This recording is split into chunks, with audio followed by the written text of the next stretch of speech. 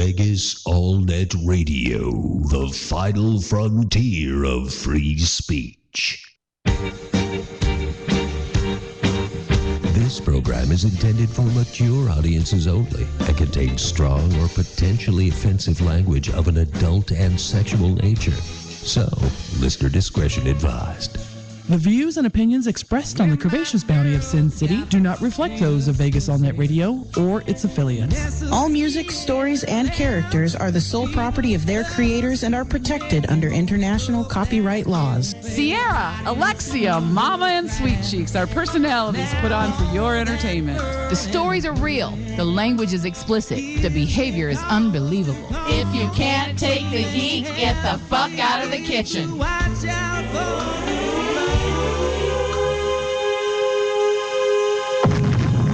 Blasting to you straight out of Las Vegas, Nevada, it is the Curvaceous Bounty of Sin City, starring Sierra, Sweet Cheeks, Alexia, and Mama. Good evening, Las Vegas. And people around the world. Yay, we did it! And then, of course... That was a challenge. Yay! And that's the last time it will happen this season. Hey, We have to keep them on their toes. That's right. we have got a really good show tonight. We've got music artist Cole James Cash, and then we have bully preventer, teaching kids Tai Chi, karate, jujitsu. Lance Parvin on the show. Oh, I need to put my baby in that. Both of them. No, bully prevention. Now, you know how you guys get those messages on Facebook all the time for those men who love you so much and want to marry you and give you $10,000 or more? Me love you Yes. $30,000. Yeah, in fact, that's part of my catch-up. Like, I want to know what the translation in Egyptian and in Turkish are for love, because they don't know what that means. It's really pretty swirlies, but I don't Yeah, understand. and they go, I love you. No, you don't. So I have Skype on because Cole James Cash is going to be Skyping in because it sounds so much better. Okay. If you want to be a guest on the show and you're across the country or even in the city and you do Skype, we can Skype you in. There's some rules you have to follow, but other than that, no big deal. But I have Skype open, and we just got like 5 hits from people who want to love me long time. Love you. I love you. You. I fuck you booty. or my angel. You like big penis? Yeah, you want to see it? Oh my God. Oh yeah, and then wait a minute. Then you not only do you start getting these video chat boxes, and then you start seeing on the bottom all these dicks coming up. Like, will you warn me when you're sending this shit? Right. I have to tell you, when I open the messages on Facebook and there is a picture of a penis, some of those things are fucking impressive as hell. Some of them makes me wonder, did you take this by yourself? Because this is an interesting angle. Like one came from our friend, and I have saved that motherfucker hidden in my hard drive on my computer. Just like those sex pictures of Calypso that I have from, the cop. Because I don't delete anything, almost. You've got to bring those in one night, by the way. They're on my computer. But, girls, let me ask you a question. Do dick photos turn you on? No. No. Okay. No, Depends on the they're penis. wonderful to look at, I think. You know what? I don't even care to look at them. I'm not if saying- I'm going out with somebody, I don't really care if you show me your dick before we go out or not. I'm not saying wonderful in the spectrum of turning me on or being sexy. I'm an artist. Right. And just looking at So the it's on the body, art side, it's right? a very art, and I like to see how the balls hang if one's lower Oh, than the I other, guess I don't or look at them that closely at all. I got a heads picture are all today. different. I got a picture today, and it was like, it wasn't to the left, to the right. It was like, Oh, I've seen what the hell? Right, Yeah, like, at least it'll go up so you get a G spot. And you gotta have sex upside down with that one. There's the difference between a circumcised penis and then an uncircumcised penis, right? So you get that whole difference. And then there's the So you get girth, the Catholic and the Jew. right? And then there's The Canadian. and then there's the hey, ones that's me. and You're then not there's the making that ones joke that anymore. have the true mushroom head. It looks like a little fat mushroom stem with a little mushroom head. You've examined really too many penises I closely. can carve a good looking penis. I tell See, ya. I don't even look at them that close. Like, they send me a penis pic, I just close the box. And then the color of the veins is fascinating. Oh to my me, how God, you dark they examine are. them. I do. And when they're hard, they're a different color than when they're soft. That's and, very and true. They're, and they're different colors between penises. That's Yeah. very true. Do you know when my grandson was born, he was, now y'all know he's a little mixed boy, and he was very, very light. But the only thing dark on him was his penis and balls.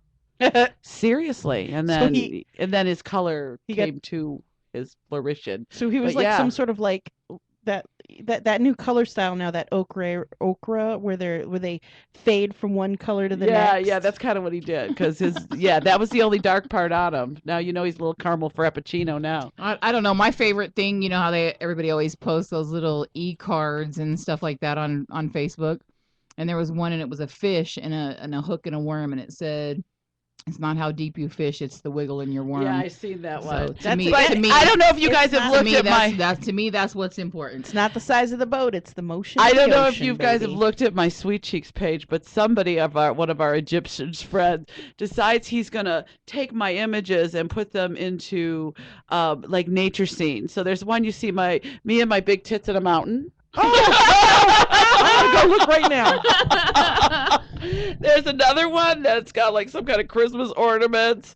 There's another one with some flowers, but he's like inserted my pictures into these. Yeah, I got flowers the other day. Somebody posted me flowers. Oh my God. These are for yeah, you. seriously, I would just love to know the translation for love in the Egyptian and the Turkish. Then I had somebody from Indonesia. He comes on and he's like, "Oh, you're beautiful. I fuck you, blah, blah, blah. You come to my country. Now you're really far away and it's really expensive to come to your country. But you American, you're rich." So if you want to see these pictures on Sweet Cheeks' Facebook, you can go to Facebook and just type Sweet Cheeks Vegas into the search browser, or it's facebook.com/sweetcheeks.vegas. And I don't see them pictures. Oh, you got to go down. They're on they're way down there. Yeah, because it was about a month ago they if did they it. tag it, don't they? It doesn't go in your photos then, right?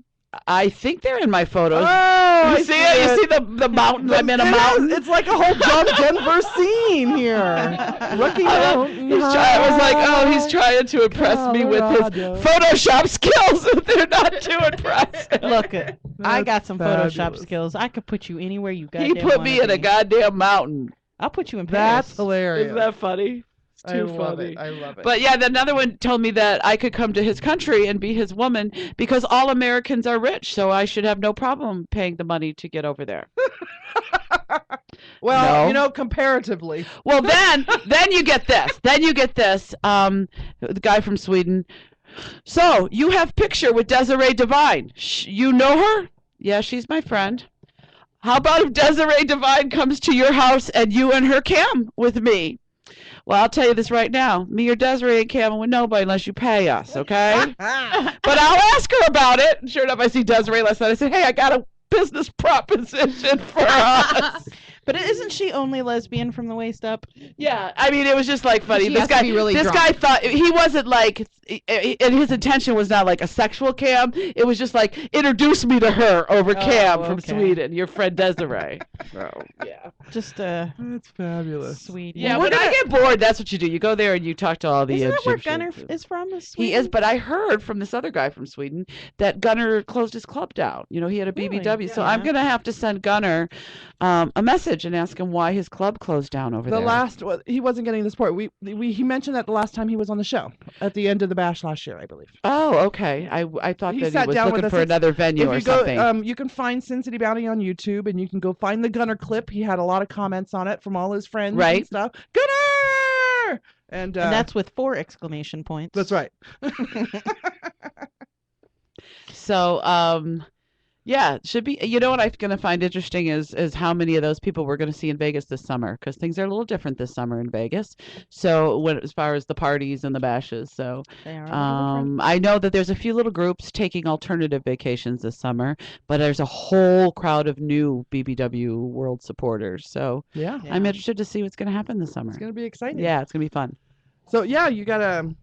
Well, you know what? Before we delve into clubs and things that Okay. are going on, events and stuff, let's talk about some local news. All right. What, So- the big shoot up on the strip this week? It was It made national news. Well, I'm gonna tell you something. It was like a scene out of CSI or something. Did you see those pictures? But apparently it started at the Aria Hotel somewhere in the valet section, and then got onto the strip, and there was a shooting from a black SUV Land Rover that shot into a, was it a Maserati, guys? Maserati had some rap dude in it. They showed him on TV. The sad part is there was a poor, innocent, wrong place, wrong time cab driver and a passenger that the car got shot and blew up in flames, and they died at the scene. And he just moved here from Michigan, I think they said, to take care of his 93-year-old mother. Yeah, that family was crushed. And they showed him on the news, and she couldn't talk. And I'm not sure if it was because of the incident or if she cannot speak at all. In general, yeah. Yeah, so it was kind of sad. But what I understand, I have a little tiny bit of somebody that works in the police department, and I was talking to them. I saw did they? that. What is that they said? Because they said that the Metro Police have identified the person believed to be responsible for the deadly shooting on the Las Vegas Strip Thursday morning that caused a fiery crash. The person Metro believes fired the shots is now identified as 26-year-old Amar Asim Farouk Harris, and variations of that name. The black Range Rover, which was the suspect's vehicle in the shooting, was located Saturday afternoon at an apartment complex near Flamingo and Koval. No! Why the fuck didn't he leave town? But why didn't he fucking leave town? What a stupid motherfucker. So, here it is. Police believe Harris fired the deadly shots that killed Kenneth Cherry Jr., who was driving a Maserati early Thursday on the Las Vegas Strip. After being struck by gunfire, Cherry lost control of the vehicle and sped through a red light, causing a fiery crash that left cab driver Michael Bolden and his passenger Sandra Sutton-Wasmond dead. According to police, Harris has an extensive criminal history and should be considered armed and dangerous. He has several distinctive tattoos, including a heart-shaped tattoo below his right eye and a large owl tattoo on his neck. Police say Harris and Cherry got into an altercation at the Aria City Center before the shooting happened on the Strip. They're still looking for him, but that's who they're looking for. Oh, so they haven't found him at that apartment. Know who it is. Yeah. Because you know what I said, there's all the commotion on the Strip, and by the time police finally realized, because of course, he takes off north on the Strip, and police get there and they talk to people and they realize that, oh, it's a black Land Rover, with pumped up tires or whatever. Hit the border, baby. Or go to a truck like that would just fall into traffic in LA, So if he's in this town, he's stupid, but I hope they catch him anyway. They will. I thought that they had said that the truck was full of guys. So where's the rest of them? That's the only one that they know about. They believe that from my police source, they said that they had some very clear images from the Aria cameras. They say that the person Metro believes fired the shots is now identified as 26-year-old. They probably identified him from the Aria. Well, the guy in the Maserati had a passenger as well too. So. Yeah. So they said there's like 5 Maseratis in Vegas. So, but I woke up that morning and first thing I have on is the news. In fact, I usually sleep with CNN on all night and wake up to it. And it said at 4:20 that morning, and I'm like, wow, that's Vegas. It was pretty insane. That morning, I got into the office a little early and sat down on my desk, and the phone just started blowing up.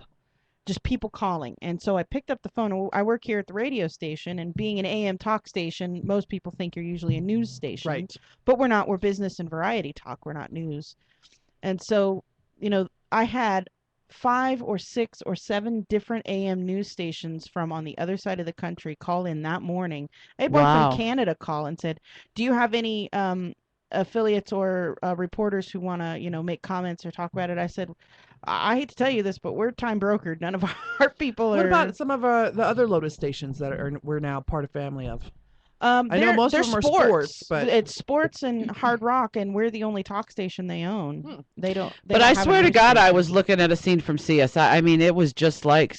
And then somebody on Facebook was saying, Vegas has a big Russian mafia population here, and so somebody thought it was mafia related. We do, but with a name like Amar Asim. No, now they didn't. But when it initially happened, they were wondering if maybe it was part of that. Well, here's the thing: we have a big Yakuza scene. We have a big Russian mafia scene. We're just a hotbed of illegal activities. Didn't the guys who participated in 9/11 come to Vegas to dance with the hoochies before they went to get all their virgins? All of their That's why I love Vegas. All of their final planning meetings were held here in Vegas. Right. Wow. And for those of you who live across the country and around the world, you don't hear half the stuff that happens in Vegas on the news because we're a tourist town. And you know what? You will never, ever, ever see a story of a murder or a rape or some violent crime on the front page of our papers, because when the tourists walk by or they have the paper put out their door of their hotel, they don't want them to see the crime. Unless there's an explosion in the middle of the right, street. exactly. Right, yeah, unless, you know, And a was car, caught on like camera. General, like, you know, Joe Blow, you know, shot up the grocery store, you're not going to see. But that's the way it is for most cities.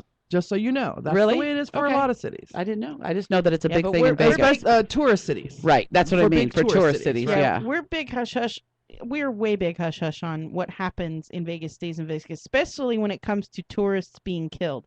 Unless the tourist is killed in public where other people can see it, generally we don't talk about Oh it. yeah, there's all kind of deaths in the hotels all Oh, the yeah. time. People get shot Suicides in back and alleys suicides. People go in Right. the rooms and commit suicide, and that's never talked about. Ever. Yeah. How about the one? I'm not exactly sure. Oh, wait a minute. I do know where it was. It's in L.A. where they found the body in the hotel's water tank. Oh. And they knew it because people were turning their water on. It was coming out black. They was drinking that shit. It was a body. That's fucking nasty. See, it happens everywhere. And they're trying to say, well, police are still trying to determine if it was a murder or an Suicide gone wrong. a murder or a serious fatal accident. So if you Accident? You fell into the water tank of the hotel and locked in there? Well, now, for a month? Now, let me remind you, some people get shit-faced drunk, and they fall down, and sometimes there's nothing beneath them. This was a tank on top of the roof that you have to get into.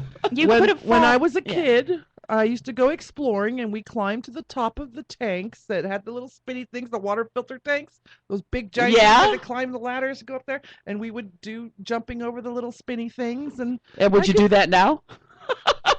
Depends probably on how fucking shit-faced drunk you are. Especially if you're like a bro and you got all your bro hoes with you and you're just running around going, dude, it would be fucking Bro awesome." hose.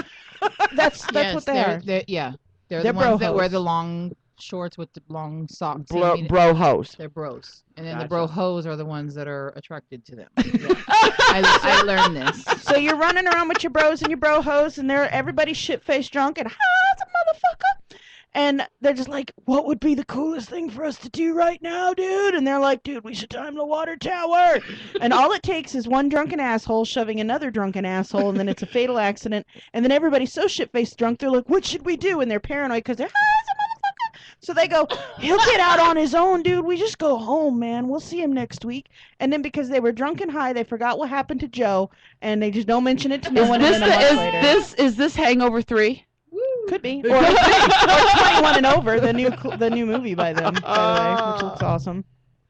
Oh my God. Yeah, that was pretty gross though. They were talking to people in the hotel. Because you and- know there was one bro host sitting there going, oh my god, he fell in. And I got my teeth dug into this court case in Arizona about the lady that shot and stabbed her boyfriend 29 times, and she's claiming self-defense. self-defense. Oh, it's great. She had the first day of cross-exam. Is this you're watching the court? Yeah, The court first TV. shot, the first shot, and the first 3 stabbings I could see as self-defense. Everything after that was, finally, I got you right where I fucking want you, motherfucker. Well, it's so great because the prosecuting attorney's like, you can remember what you ordered at Starbucks 5 years ago, but you can't remember what you told us last week. He's like cornered her. It's great. I'm loving it. I think that I'd be afraid to commit a crime because I watch way too many police stories. So I'm like, oh, they gotta catch you would be me. so worried. Yeah, you know what? There's no way to clean this shit up. DNA testing and Oh yeah, and fingerprints off the inside of your gloves and shit. So the other Vegas story is the one about the woman having sex with her pit bull. Oh no, I'm sorry, with a pit bull. Yeah, not even her own dog, the neighbor's The dog. neighbor's dog. Outside, in the yard. In the yard, Naked as a jaybird. Now we have a dog show on VANR. Why do we say that? What? Jake naked as a jaybird. I don't know. Look Are it up. they really Jaybirds naked? I don't know. I just need to know that. Anyway, so we have a dog show on Saturday mornings, the Las Vegas Hot Diggity Dog Show, and it's somebody said you didn't cover the sex story. And I'm like, that's not a story that you cover on that show. Yeah, really on the dog show. Not on the please adopt this adorable older dog show. You don't talk about. Now wait a minute. Now Alexia, before we started the show, was reading us the article about how this woman was taking sexual advantage of this dog. She was. And I said, wait a minute. How was this sexually advantage taken? Because I want a visual image here. For those people who don't know anything about the story, so a 23-year-old woman, she was arrested on Tuesday for having sex with a pit bull in the yard, and it wasn't like real sex. She was masturbating the dog. There's a scene of that in the book, The Happy Hooker. Now, the police officers walk up to her. She turns to them. She stops what she's doing. She turns to them and goes, "Hi," and then goes back to masturbating the dog. Now, was she masturbating him with her hands? Yes. Okay. Now, here's the thing. They probably arrested her for animal cruelty, but the dog was did the dog press charges? He was probably having a great time, you know? So apparently they discovered the dog she whisperer guy to couldn't ask the dog. she couldn't give any He's information a about melon. herself. The She dog couldn't give gives her therapy name. She now. couldn't We're give going her to see that dog social on that dog or whisperer anything. show. And so they assumed that she was either mentally ill or under the influence You of some think? narcotic. You reading what Wait a Black minute. Rings put I in? read a book. Okay, back in my really young days when you're trying to discover sex and sexuality, I don't know where you know what? I know where I found some of these crazy books. And the lady that I babysat for, she had a box of them in the garage. I read The Happy Hooker and this. But seriously, I read in a book, and it might have been The Happy Hooker, where they were actually training a dog to lick a woman's pussy, and they would put socks. I don't think dogs need a lot of training. Well, for that. the big thing is you have to put socks on their paws, or they'll scratch the frick out of you. Oh. And you put peanut butter on your Oh. parts and let the dog have it. Okay, enough. Black Ring says yes, but the dog was making eyes at her. They had been teasing each other for months. The neighbor's dog. And so she came over naked. She was Teasing ready. each other, and we got out of control. That's what the dog claimed. What kills me is how she got in the neighbor's yard naked to masturbate the dog. Was it in her yard or the neighbor's yard? It doesn't say what yard. It Just says a yard. Naked. Might have been Callie- down the street somewhere. Callie Guy says in the news story the dog will be shown with a black bar over his eye. Black Ring says she jumped the fence. That's gross. Or but dug there- under it. You know what? There's a whole group of people that are into that shit. Yes, There is. sure are. We are not, No. and I don't even We want do to. not condone No. sex with animals. She doesn't like peanut butter either, damn it. Well, I like peanut butter. Now I'm going to associate it with putting it on my pussy for the dog. And that's just wrong. I'm not talking about letting the dog lick it off, but maybe having the boyfriend If lick it there's off. an animal in the house and he smells pussy and peanut butter, he's going to be on the bed. What would be That's true. That's true. just the nature of dogs. But then you turn it into a Pavlovian response, and every time you get horny, the dog starts drooling. That's what would happen. And then you're fucking. No, this happened to me. You're fucking your boyfriend on the floor in the living room, and the dog's humping your leg. And I'm Oh like, my I'm God. like, ah! And this guy thinks I'm really getting into it with the fucking dog humping my leg while he's trying to fuck me. You know, No lie, true story. I was You know- 21 years old. we were trying to train that big dumb dog that we had. There's You don't have Thor no more? No. He had to go to somebody else's house. Oh. But anyway, I just after he ate the couch. and the two All I know is chairs that and dog the fence slobbered and all the- over my pants and when I knocked was there. the whole awning off the yeah, okay, anyway. The awning off the house? Yes. Oh no. But there's this toy that it was like supposed to be some kind of because here's a puppy and they tell you at the place here's Yeah, a puppy and he needs stuff to chew on and yada It's a yada. Kong toy, and you put It's peanut butter it's inside this like round thing with a little hole, and you put peanut butter in it. and you let them chase the ball around and lick the peanut butter out Yeah. And what's the purpose of this? to keep them entertained, so they don't Yeah. chew your fucking house to pieces. But I Yeah, just- but don't put peanut butter on any other parts. right. But the toy is like this little thing, and it has It's a like little, is it a fake vagina? it has a hole. where Maybe he it licks is. the peanut butter But out now- of. Now that's Now I all have she an can issue see. with this thing. Okay, those have to go today. That's all Not she that can I'm gonna see put now. peanut butter on my, Dog toys covered in peanut butter. No, it like it goes down in there. It's a big ball thing. How long has that poor dog been gone? And, about a week now, I guess. And I have one question.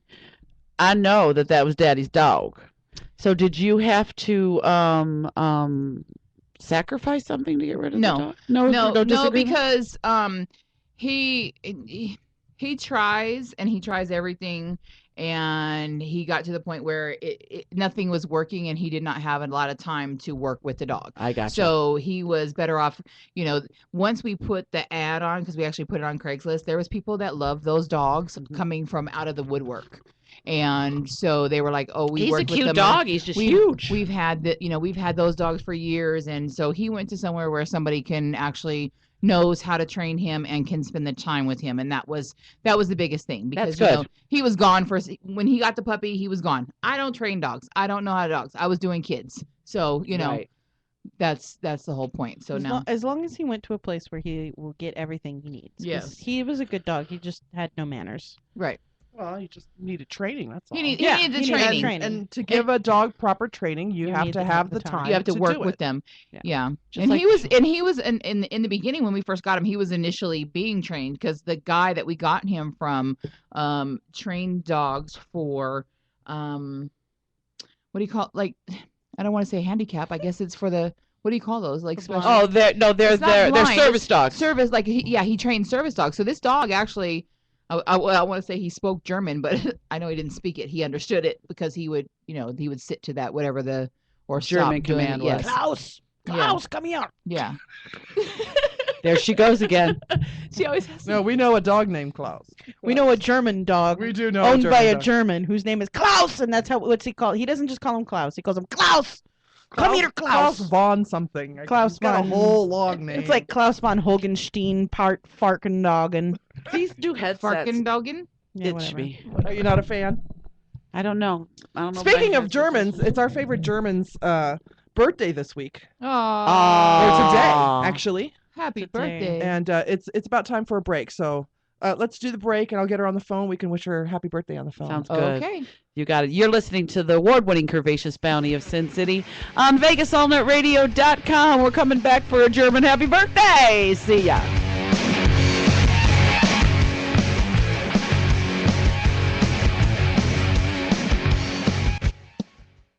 Join us at the annual trade show where all your favorite adult BBW performers will be. BBW Fan Fest 2013, coming July 26th, 27th, and 28th here in fabulous Las Vegas. Find BBW Fan Fest on Facebook for more info.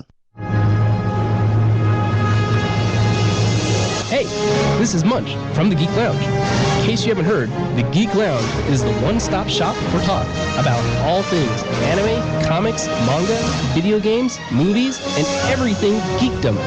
Tune in every Sunday at 4 on VegasAllNetRadio.com and geek out with us. Don't forget to check us out on Facebook at the Geek Lounge and on Twitter, Geek_Lounge. Geeks, be thou for the people. This guy's out of control. Who authorized this type of music? He's live and unabashed, playing classic shit. Don't you say it! The Kevin Jackson Radio Show. Listen to The Kevin Jackson Show, 4 to 7 p.m. every Wednesday on VegasAllNetRadio.com.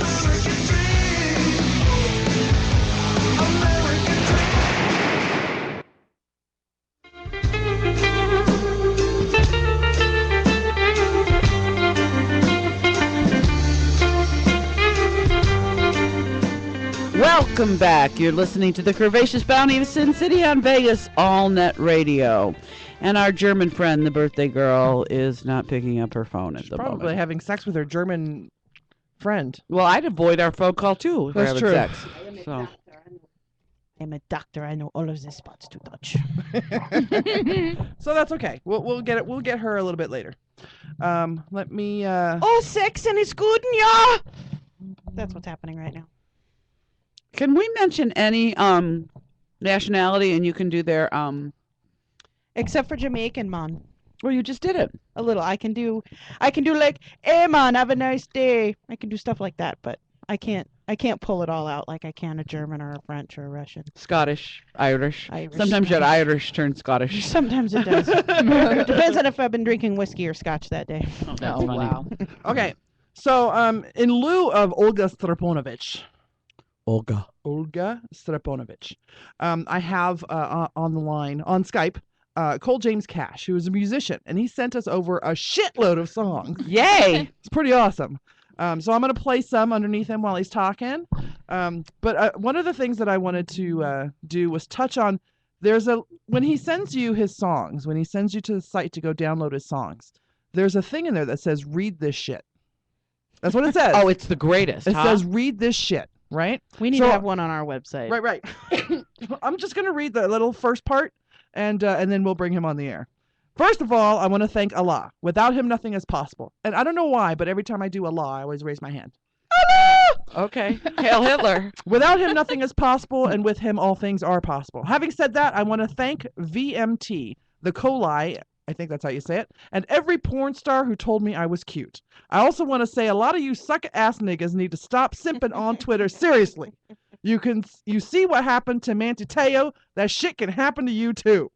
The amount of time you spend begging for some slut for some naked picture, you could have just fucking downloaded some porn instantly, you fucking bum.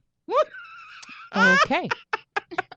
I love it. Let's get real with it, motherfucker. Hey, Cole, how are you doing?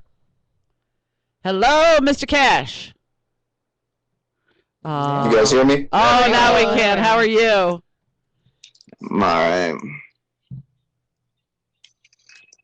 alright. You're all right?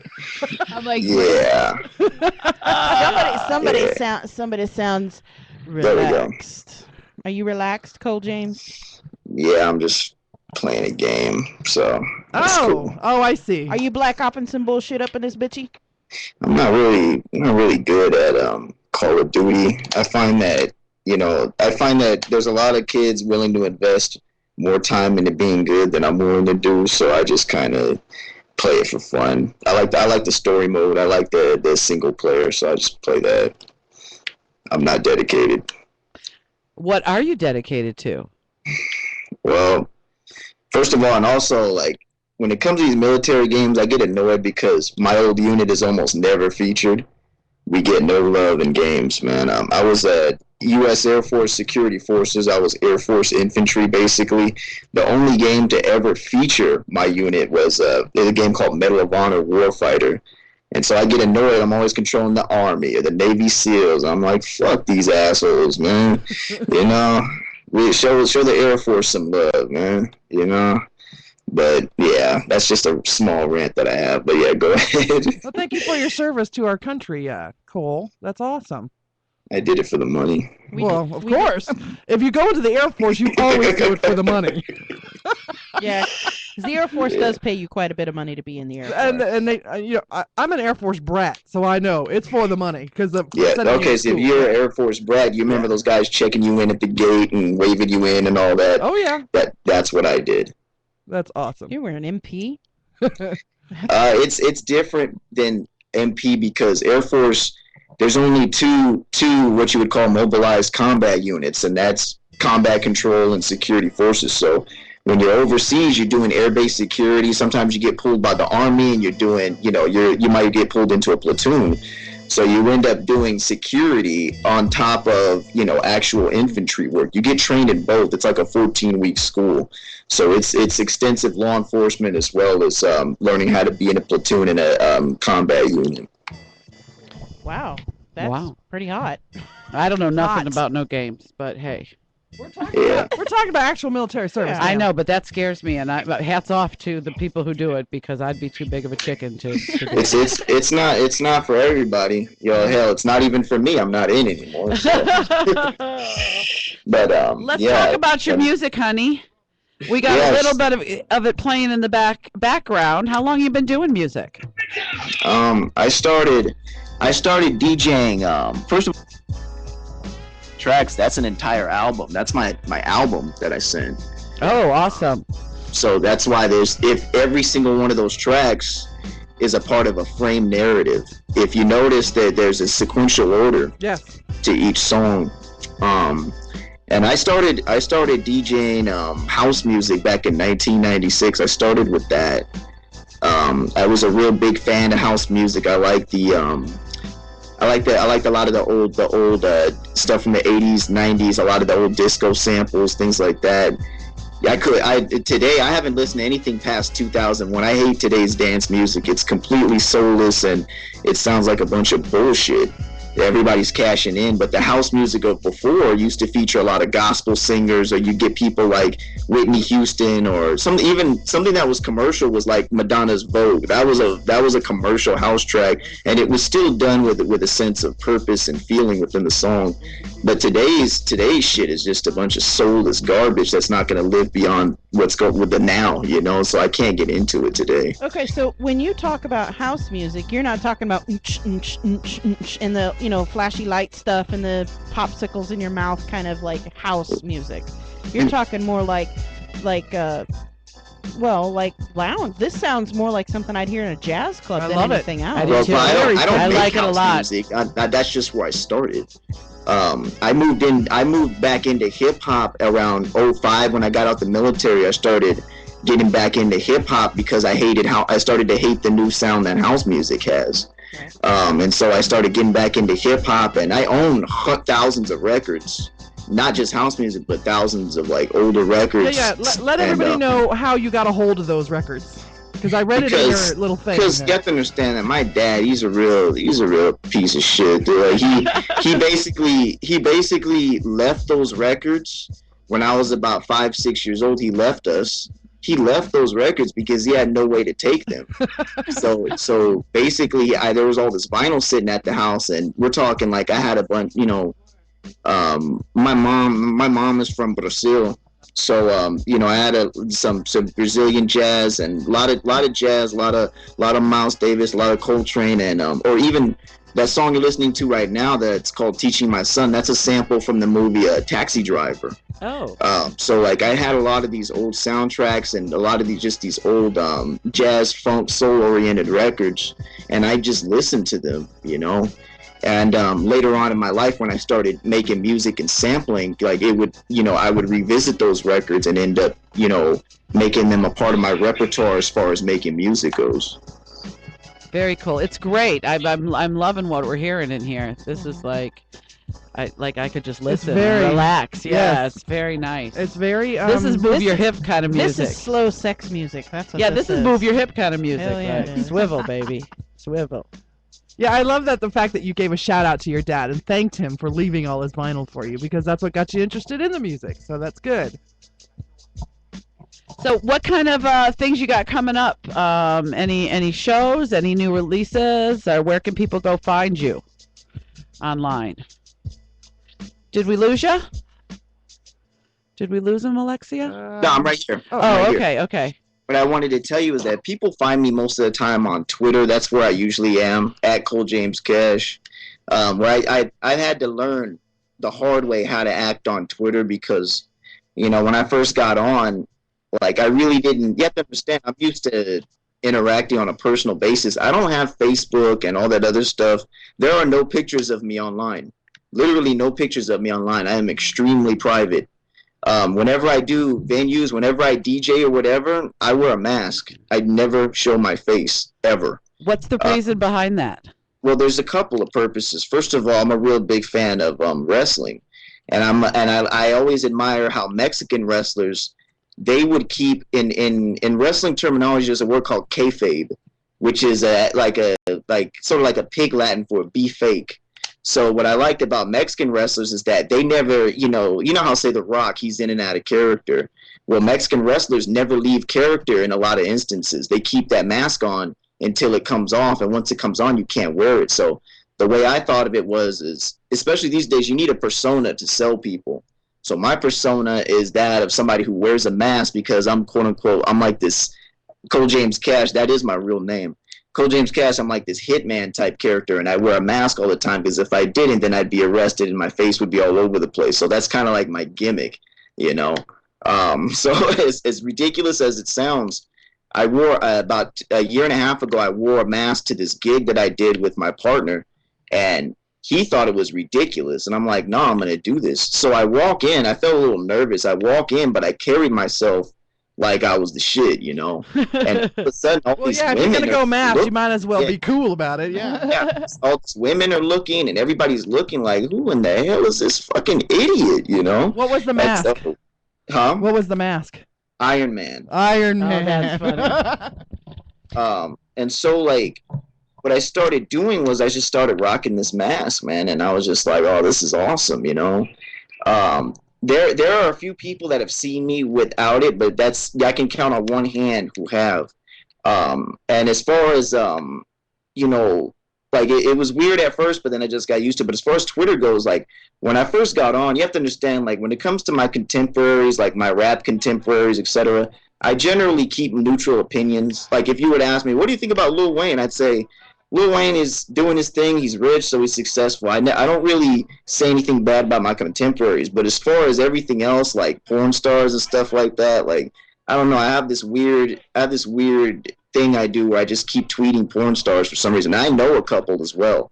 You know, I know a couple as well. I'm not gonna say their names out of respect for them because, you know, one of them out there in Vegas, she's not particularly liked.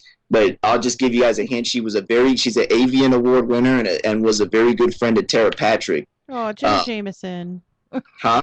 I said, oh, Jenna Jameson. If I was her friend, I'd have probably a little bit more money in my pocket. But yeah, like me personally, I only date, you know, big girls. So all the porn I look at is with bigger women. You know, it's what I like. It's the only thing I like, you know. So I started like when I first got on there. There's a porn star. She goes by the name of Ricky Waters. Okay, and I always remember her name because she has the same name as this running back from the NFL back in the. And so like when I first get on there, right, I'm like, hey, how's it going, right? And I started talking, and then there's another girl. Her name, she goes by the name of Anastasia Vanderbust. I think that's her name. That is the name of one, yes. So check. This is what happens. So I'm on Twitter, and I made this really horrible joke. Well, I still thought it was funny, but it wasn't to her. So I made this joke by basically, I think I said something along the lines of, hey, you should follow me back, otherwise I'll punch you in the stomach. And I might lose my arm if I do that, but, you know, at least you'll follow me back. And she didn't take that very well. I don't think I would have taken it very well either, Cole James Cash. And that, like, you know, you have to understand that, like, I'm not used to social networks. I wasn't then, so I would just say whatever I felt. And so, basically, to make a long story short, I started tweeting Ricky Waters, and her and Ricky Waters are friends, and they were like, fuck you, we're not going to talk to you. And I'm like, but I didn't do anything, I'm sorry. And I just noticed that a lot of women in porn and on Twitter, now Ricky Waters, she's cool now, like, you know, she was on, when I apologized to her, she's like, well, it doesn't matter to me, I didn't lose any sleep over it. Like, I'm like, okay, I understand. I noticed that on Twitter, there's a couple of different kinds of porn stars. There's the porn stars that, you know, they kind of keep up a good front, which is like, yeah, you know, I like fucking, I'm always horny, etc. They keep up a good front. Then there's the other ones who are, I can tell, they're hood rats who started sucking dick for money. You know, they'd be prostitutes if it wasn't for porn. And I can tell because they'll be on Twitter like, oh, y'all niggas ain't shit, though. Like, you broke niggas ain't even tipping on cam now. Fuck y'all broke niggas. Like, my dick's supposed to get hard while you're talking to me like that? You know, it's not happening. Some people are into that. That's true. I mean, there are some guys into that. Then there's the platinum pussies and the Desiree Divines, which these are the upper echelon of women who do porn because they always keep things positive. They always look at things with silver linings, and they generally speak with respect. And that's why I love those two, because Platinum Pussy was the first one to befriend me on Twitter. I was like, you know, I told her like, I'm pissing everybody off and I don't mean to. And she was like, oh, don't worry about it. And she was just really nice to me, you know? And so like her, Desiree Divine, like, you know, I mean, you have to understand, I'm just going to be straight up with you. I don't really date white women. It's just because it's never been my thing. But those are two of the best white women I've ever seen in my life because their personalities are just incredible, you know? It's called respecting your audience, and that's one of the things that I really like about them as porn stars as well. And that's one thing I just noticed that doesn't happen. I mean, it's just all day. I see a lot of complaining and a lot of, you know, whining, and I almost forget, have you guys forgotten what you do for a living? There's only so much respect you're going to get. Now, I respect what y'all do. But there's always this territorial thing going on, like, Everything is I don't give a fuck. There's no empathy. It's I don't care about anything. And there's always this sense of I noticed this like, I don't have nothing against that girl Vanderbush. I think she's she's pretty and she's probably a cool person. But I noticed with her and a lot of others, it's this everybody's so fake and I'm so real. And everybody is, they're always talking all this and that and the other. If you don't like it, get the fuck out of here. There's all this sense of no sympathy going on. Now, and it makes them almost no different than these rappers, and it's really annoying. That's just my opinion. It is, but you have to think, Cole, that sometimes I know that when I'm on Facebook and I'm getting left and right instant messaged or things in my inbox and I am getting no respect from any guy, I'm sorry, but I'm not going to respect back, and I might have a little tiff and get a little pissed off. And I'm sure, granted, yes, these young ladies are doing porn, and yes, some of them are, I don't know what you called them, guys who would be a prostitute if it wasn't for porn. Now, none of the things I mentioned fall into that category. I want to make that clear. Oh, no, I know. But I mean, you run the gamut. You run the gamut. So if everybody just goes out with respect in the first place, then then you shouldn't have anything to worry about. And when somebody does become disrespectful, even though you have been respectful, you admitted to coming out as disrespecting as hell. Because I'm sorry, punching a woman in the You have to stomach. understand. I'm not arguing in my defense. No. I am a sack of shit most of the time. I'm not defending myself. I'm just telling you what I'm observing. I'm telling you what I'm observing because I just noticed that there's a lot of negativity, and that's why I brought up Desiree Divine and Platinum Pussy, because they are able to manage themselves without having to feel the need to express, frustration and anger to every user. If somebody's bothering Desiree Divine, she's just going to block them and not waste time. But I notice a lot of these porn stars feel the need to announce that they don't give a fuck. Yes, you do. Because if you didn't, you wouldn't have said anything. I want to know, why are you so obsessed with porn stars? Is it because? Yeah. Oh, I wouldn't say I'm obsessed. Because Okay. you can ask anyone. I don't send dick pictures and all that other stuff. No. But why? I mean, the only ones that you've been talking about are the ones that you friended on Twitter or talking to on Twitter, and it's all porn stars. I mean, we're not porn stars, and you're our friend, which is cool, But Why? Because I enjoy the. You know what I like? I more so than actually watching porn, because I don't watch it a lot these days. I like the aesthetics of porn. I like how hard that some of them work. I like how some of them carry themselves. You know what I mean? And I like how there's a lot of innovation that these women go through because the money has dried up and yet they're still able to cake off of it. And I just find it interesting. I don't know why. Like I told you, I deal with a lot of musicians. I've DJ'd a lot of places. It has nothing to do with, I'm trying to get pussy or anything like that. Believe me, that's never going to be a problem. Even with my disgusting aborted fetus looking face, it's still never going to be a problem. But what I'm trying to tell you is that I just enjoy, I don't know why. I don't know why I like talking to them. In some instances, straight out bugging them. I don't know why. It's just an anomaly for me. Are we going to see you at BBW Fan Fest this summer? Here's the thing about that. I almost went last year, but again, that would require me to show my face. Now I'm not going to lie to you. No. First of all, we want to know if you're wearing a mask right now while you're talking to us. Am I wearing one right now? Yeah. No. Okay. And no. I would love to see you in a mask all weekend. Yes, that would be the great. A different one every day. Would I do that? Yes, absolutely I would. And I considered going, because like I said, I'd love to meet Platinum, Desiree, Kelly Shabari. Me and her were kind of cool, but I kind of, me being me, an asshole and an idiot, I did something I think it kind of annoyed her to where she doesn't talk to me no more, which I'm not going to talk about it, but let's just say I was just being a fucking idiot. Did you finger her pussy? Because I did twice. Yeah.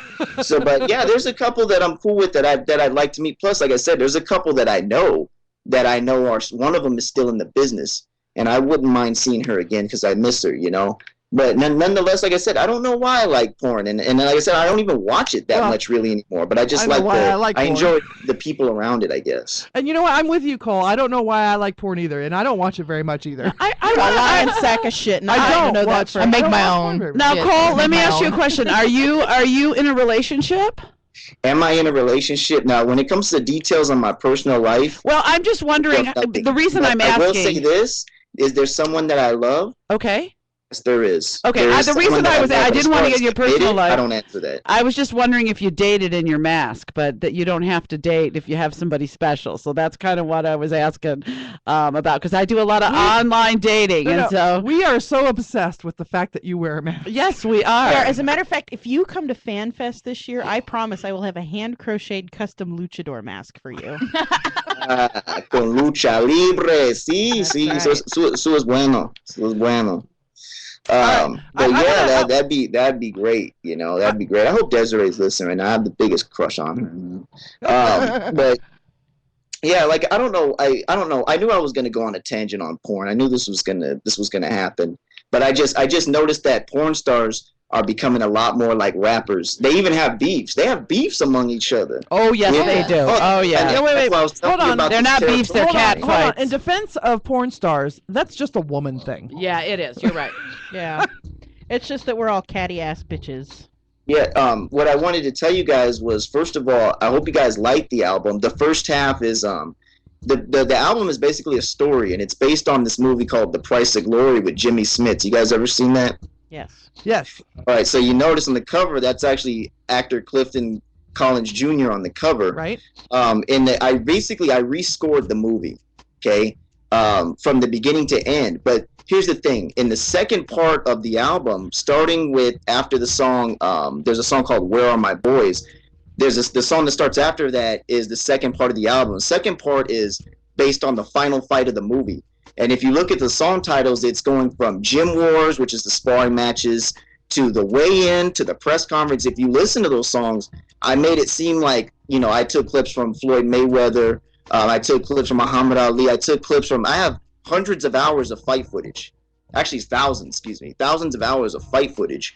So I edited down that fight footage, and I made it seem like it was an actual broadcast as opposed to using just footage from the movie. So basically, I rescored all of that, and I did that because, I've kind of reinvented myself in the last year. I used to be known under a different name. I used to produce for artists under a different name, but I've gone solo, and I've completely changed everything about what it is I do, or what, as far as my music goes. And I did this to show that, hey, this is my direction I'm going in now, and I can produce, I can score things. I sent Platinum Pussy some music if she wants to use it for her porn scenes. Platinum Pussy theme song. That's awesome.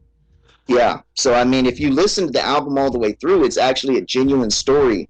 And like I said, I love boxing. It's my favorite sport. It's the only sport I can say that I know in and out. That I know the sport in and out. There isn't anything you can't ask me that I'm not familiar with or don't know about. Do you do any boxing?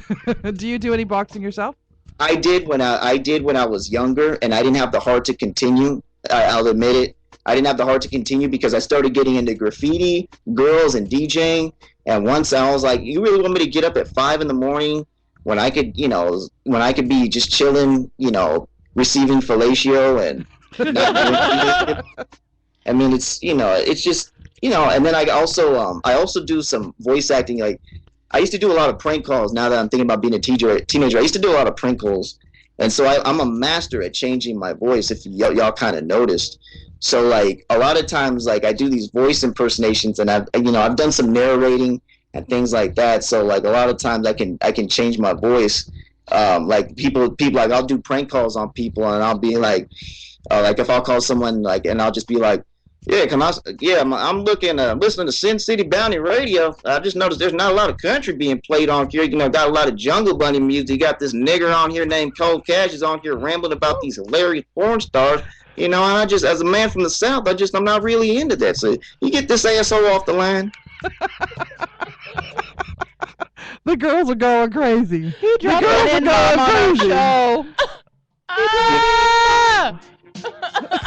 That's like the only word I won't say. You must be a brother, because You're the only ones allowed to drop the N-bomb. I'm a black Brazilian. Yeah. Black Brazilian. Oh, hell yeah.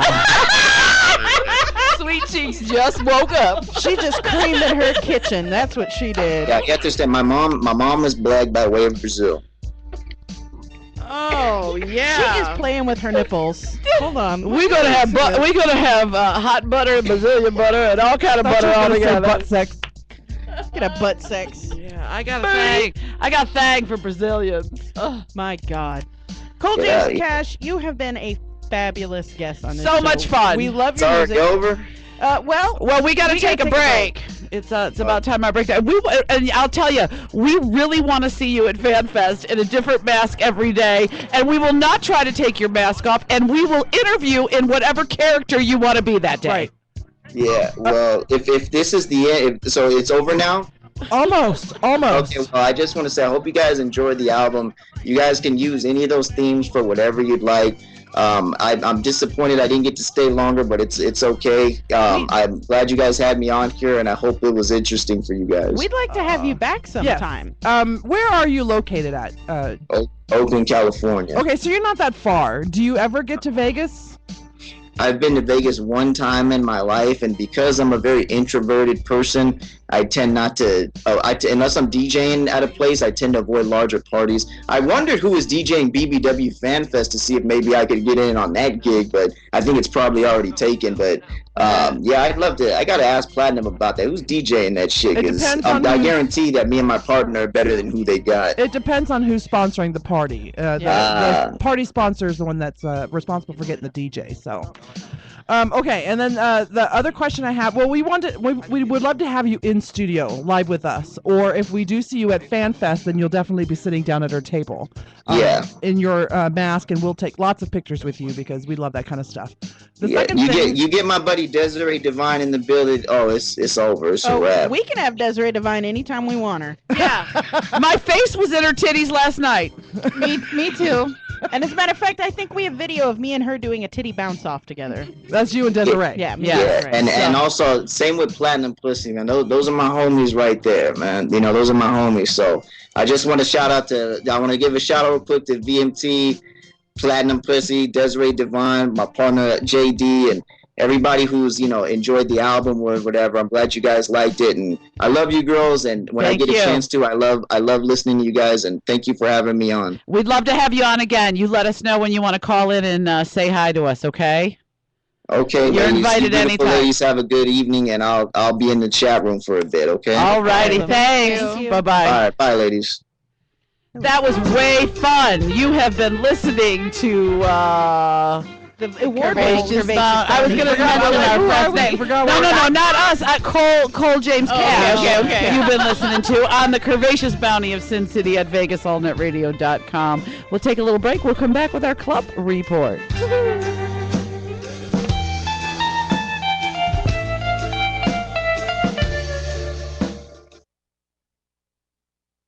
Find all of your favorite adult BBW babes on bbwgirltweet.com.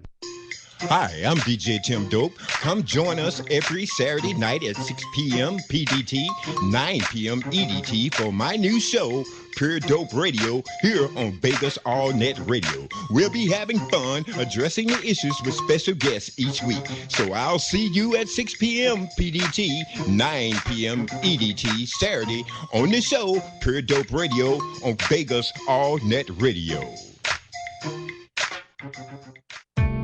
If you're like me, you listen to Nights Over Las Vegas with the Commander every Saturday night at 7 p.m. on KLAV 1230 a.m. But during the week, do you need your dose of the music that everybody knows? Well, don't fret.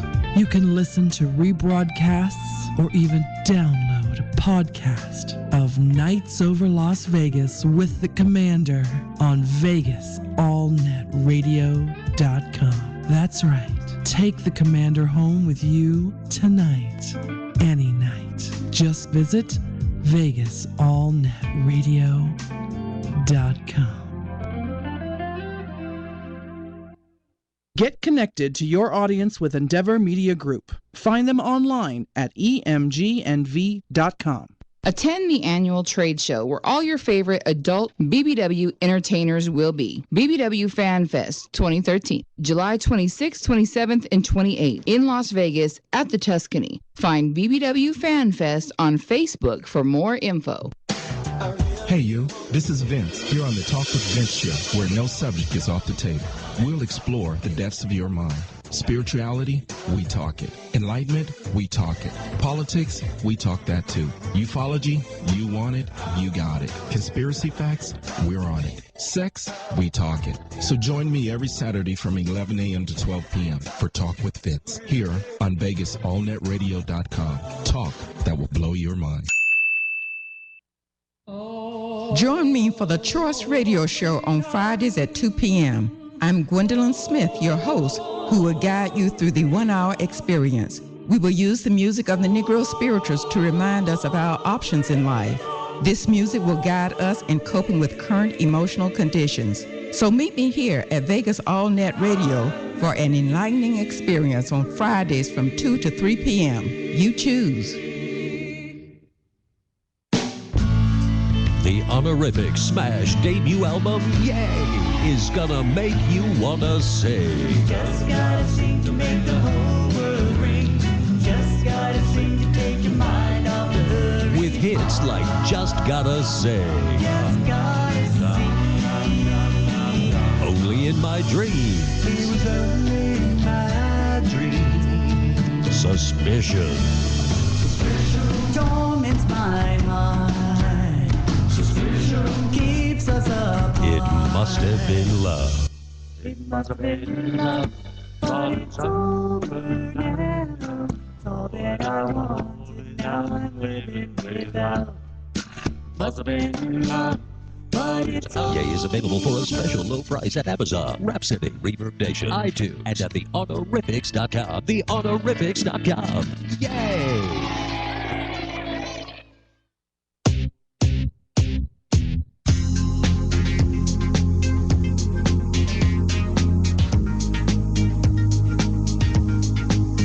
Welcome back. You're listening to the award-winning Curvaceous Bounty of Sin City on VegasAllNetRadio.com. It is time for your nationwide club report.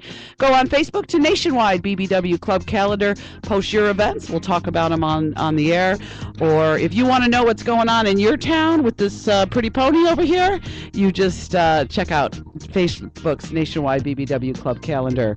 Orlando's #1 premier BBW and BHM nightclub is having Hell on Wheels Sexy Shoe Party. Friday, March the 1st, 9 p.m. Shoes. There will be a prize for the sexiest shoes.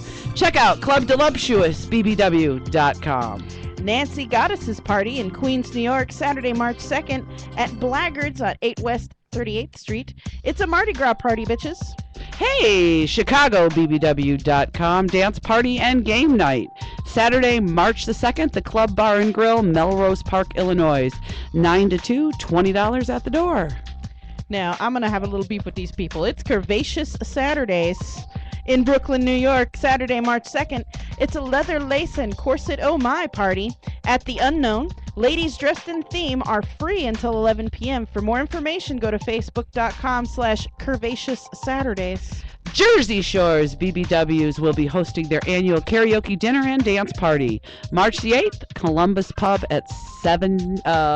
Christopher's Pub at 7 p.m.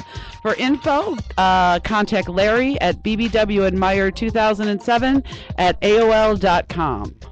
Club Plush in Tampa. This is for you, Vendetta. Green with Envy Party, Saturday, March 16th. Let everyone admire what you got and make them green with envy at Glow Ultra Lounge in Tampa. For more information, go to plushtampa.com. BBW Club Catalina 80s theme party, Saturday, March the 16th in San Diego, California. Check out our friends at bbwclubcatalina.com. It's the Dallas BBW Bash, March 22nd through the 24th at the Holiday Inn DFW Airport South. For info on this and many other fine bashes put on by our friend Stubo, go to excellencebbw.com. That's XLENCE SinCityBounty.com. Thursdays are always thick at the Power Exchange Las Vegas. Go to powerexchange.com. You gotta get the on the end of it. It's like shoom. BBW Club Las Vegas. It's their monthly BBW party. Come party with the big girls. Saturday, March 23rd at the Red Label Ultra Lounge. Wasn't that yesterday? No, that's next Saturday, month. March 23rd. March the 23rd. At the Red Label BBW Ultra Lounge. Well, it usually is. Saturday, it's Sweet Cheeks' birthday party. Come down and party with us. For more information, go to bbwclublasvegas.com. The official grand opening of Club Thickalate. Saturday, March the 30th at 9 p.m. Strings Bar and Nightclub in San Bernardino. It's the 10th annual Beach Bash, May 1st through the 5th in Cocoa Beach, Florida. Bash fees include parties, games, contests, and all your meals. That's a lot of food for a fatty. For more info, go to bbw-beach-bash.com. Club Ample, 9th anniversary BBW Bash, May the 10th through the 11th, Friday and Saturday. Marriott Hotel in Farmington, Connecticut. Only $25 per night at the door. Nice. Check out that bash. Drum roll, please. Ladies and gentlemen, announcing BBW Fan Fest 2013, July 26th to the 28th at the Tuscany Hotel and Casino in fabulous Las Vegas, Nevada. Meet your favorite BBW porn star, cam performers, and models. For more info, go to bbwfanfest.com. And immediately following BBW Fan Fest, we have Well-Rounded BBW Las Vegas, Monday, July the 29th through Sunday, August the 4th. Join all the fun parties, activities, friendship, hanging at the pool, and hugs. Go to wellroundedbbw.com. Next week in studio, founder and planner of Well-Rounded, Bree Brown. Yay! So exciting. BBW Cruise Gone Shipwrecked 2013. You'll be shipwrecked in, I love this name, Punta Cana. Punta Cana. Punta! Put your Cana in my punta. Oh, sorry. In my punta. That sounds like dog sex. None of that here. September 14th through the 21st at the Punta Cana Resort and With free peanut butter! In the Dominican Republic. For more info, go to bbwcruise.com, bitches. Again, for this and all your nationwide BBW events, go to Nationwide BBW Club Calendar on Facebook. And I might add, we are getting more and more and more posts and more and more events. So you guys are doing a great job, and we'll keep letting everybody know that you're out there if you keep letting us know. I want to toss this out there real quick. We are almost at 2,000 likes on our Facebook page. Woo. If you have not already shared us with all of your friends, you're an asshole, and you need to get right back on Facebook right now and do it. If we can get to 2,000, we may do something really special. Can we get to 2,000 by the end of this show? That'd be awesome if we could get to 2,000. We got 2 hours. You know, I do have to give a special shout out to Alex Miles on Twitter. It's Alex Miles on Twitter. He has been putting out there every week. Go like the girls on Facebook. They only need so many before they reach 2,000, and we're almost there. So that would be great. You know, I don't understand, because all of us combined in our friends on our fan pages are well over 2,000. So we just have to get all of those people to be loving us. We got somebody on the phone? Yes, we do. I'm leaving the porn music on because it's Olga Straponovich. Olga! Happy birthday to Olga! Olga, you happy, sexy German, you. You're still there, right? Yeah. Yeah. Is it sexing time in the bedroom, yeah? Have you already had birthday sex, or is that coming later? Oh, no, that's been a multi event. Oh, are you naked right now, Olga? No, I don't have the heat on in my house, so I'm a little... That's some good nippleage going on there. Well, that's when you need big blankets and a dude. That's well, no, speaking of nippleage, I mean, so if you hit 2,000 likes, does this mean that you'll get a puppy or two? No. Puppy or two. Only if a jar of peanut butter comes with it. Stop it! So gross. Mama's already got the ball. I do, and I'm throwing it away when I go home. we just wanted to give you a quick call and wish our favorite German ever a happy birthday. Oh, Danke schön. Appreciate it. If Thank I you. knew some German, I'd say it. Hail Hitler. I mean, I don't know what to say in German. Happy birthday. And For those of you who are listening and don't know or listening to the podcast, Olga is one of the great contributors of stories. she's got the greatest fucking stories ever. And doesn't she have a German Nazi uniform in her house? Garage, yes. Yeah. No, it's not in the garage anymore. Oh no. After she scared the shit out of the gardener, she moved it. Poor little Mexican. Well, we are glad that you are having all-day birthday sex. Indeed. And I'm sure we'll have stories for next week. You will. Holla fucking Luya, baby. Yes, indeed. Look, I think Olga's over there in a little afterglow. on here. Yes. She's probably getting her pussy licked while she's talking to us. She's gonna come in all wobbly. She's gonna wobble into work. You know what? She didn't say no. No, she sure didn't say no when I said that. That's your She's first. still laughing. Yes. Someone's got a mouthful of Strapanovich. Yeah, that's right. Oh my God. Look, we make the German sex pot blush. That's great. It's awesome. Yes. I'm all pink in the cheeks, indeed. And it's not from us. Nice. All right. Happy birthday, Olga. Happy birthday. We love you, Olga. I love you guys too, very, very much. Can't wait for the stories. No, believe me, I'll put them in writing. All right. You have a great rest of your day. Love you lots. Love you guys too. Bye. That's a fabulous. She's having German sex all night. All night. Is that like having German chocolate cake? No. German fucking sex. It comes with a coconut cream cover. Well, that sounds kind of fun. Coconut right? cream. Coconuts Wait, and nuts. German chocolate sex party? Ooh, I'm there right? with the Brazilian. I don't like nuts. We know that. But you sure do love your cock, you gobbler, you. Yeah, but then she runs to the bathroom. Whatever. No, she has a cum cup next to her bed. Oh, You know she's got a she's got a spittoon next to the bed? Yeah, she got a cum Did you cup. see the? I'm gonna buy you a spittoon. For those of you who don't know, Sin City Mama down at the end, the little blonde. She is also on Facebook and on Twitter. She is Sin City Mama on Facebook and on X Hamster. Sin City Mama 1 on Twitter, and she posted a picture this week having funny. to do with spitting. And it was a kitty cat. It was Pussy. It was It was Pussy, that wasn't was it? funny. cat with like stuffed cheeks Right. and said something about hurry up, get the fuck out of the way. And run you it know, I back. was reading the comments, and there are a lot of ladies that agree with you. Yes. They don't like doing that kind of stuff. And somebody even posted something, I think on my Twitter that after that said, well, getting head and her spitting is better than no head at all. So he would take it. So he was fine or something to that effect. But. I just think it's grosser to hold that shit in your mouth till you get to the bathroom. Swallow that Just shit. put that shit at the back of the throat. Throat and swallow it down.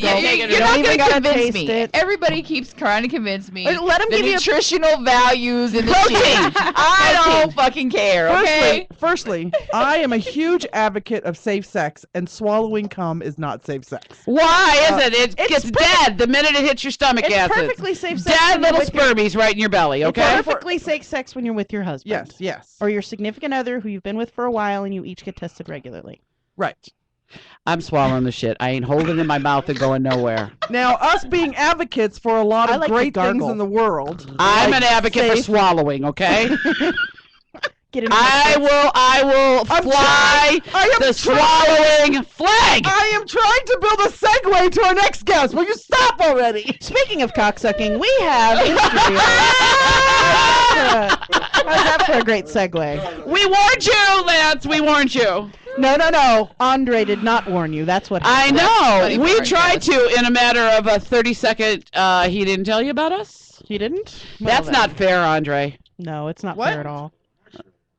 He told him a little Okay. bit. It was a need to know basis, and he didn't go. You He need didn't to need know. to know in case he wouldn't come up the stairs to the studio. All right. Okay, serious. We have Lance Parvin in studio from the Cultural Arts Training Foundation, and he is throwing a festival coming up, or was it a workshop? Yes, it's an event. An event. The Las Vegas Children's Empowerment Anti-Bullying Program.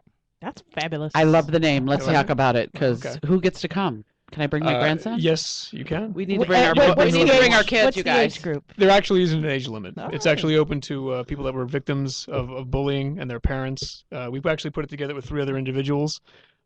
It's very different from most bullying programs that are out there. We kind of have like a trifecta approach where it's verbal de-escalation, kind of avoiding the confrontation, self-defense if you can, and then the actual mentoring phase of this, where you're not making sure that the victim becomes a victimizer, and teaching them coping mechanisms and actually helping the family through it. Because that's actually pretty common. Those who were bullied become bullies, or they teach others to bully. Absolutely. So yeah. it's So are pretty you awesome. attacking it from both sides, the children who are already the bullies and de-escalating that, or you're trying to get it before they get bullied and become bullies? kind of thing? Realistically, I'm trying to deal with the victims. Okay, I know gotcha. a lot of programs want to stop bullying altogether, and I think, although that's a good concept, I don't think it's really reality based. Okay.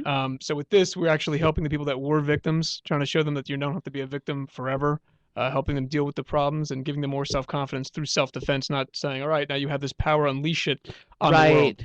That's one of the key components of this, which is that third tier of that mentoring aspect, where people, a lot of programs that we've seen, they don't really address the problem. They teach you some martial arts, like, all right, you can defend yourself, but you're not really shown how to use it, and that's one of the problems. It's always better to de-escalate that rather than to get into the martial arts portion where you're at. Absolutely. Yeah, right. What kind of you were talking about starting with verbal de-escalation? Yes. Are you talking about using humor as a de-escalator, or That- rationalizing logically away from it, or That actually works. One of the people that we actually have involved in the program is Mike Garcia, who was Michael Jackson's former bodyguard. So with most bodyguards, they are actually pushing verbal de-escalation. It's not always fist fighting to get your client safe. Most of it is avoiding the confrontation. It could be humor. It could just be talking the person down, understanding that not everything has to be a personal attack on someone. I get that you're a dickhead, but I'm not going to let it affect me. It's Right? okay. It's okay. Well, that you're a dick. bullying is such a trigger word now. I mean, even, and I have a lot of kids around me constantly, and even kids who aren't in school situations know what bullying is and know what bullying means and know when they're being bullied. So, I think it's great. And the thing is what I'm seeing is that kids don't always get bullied for the same things. And it's different groups of kids that bully other kids for different reasons. Maybe one's not good at sports. Maybe one's gay. Maybe one is fat. There's just such a big gamut of that to cover, isn't it? I think, well, in this day and age, it's changed a lot because you have the media outlets, so people aren't just being bullied at school, and it's not just physical violence, it becomes emotional and mental.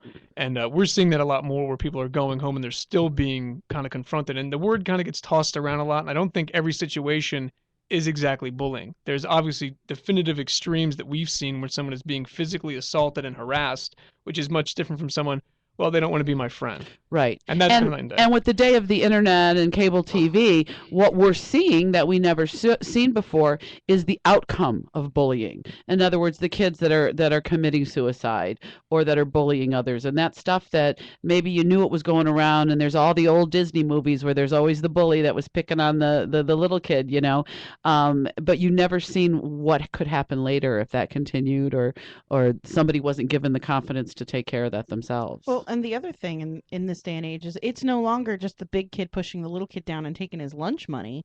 It's not the popular kid calling the nerd a nerd. Now it's not just happening at school. Like you said, they come home and it's continuing to happen at home because now it's all over their Facebook. It's on their Twitter feed. It's on their, well, no one has MySpace anymore, but every I have a MySpace. So do I. I was just on it last week, actually. It's pretty sad. But everybody's got some sort of social media outlet. My son's school has their own website with their own chat rooms and things like that. Now, they are zero tolerance bullying school. Because they're a charter school, they get to kick you out anytime they want.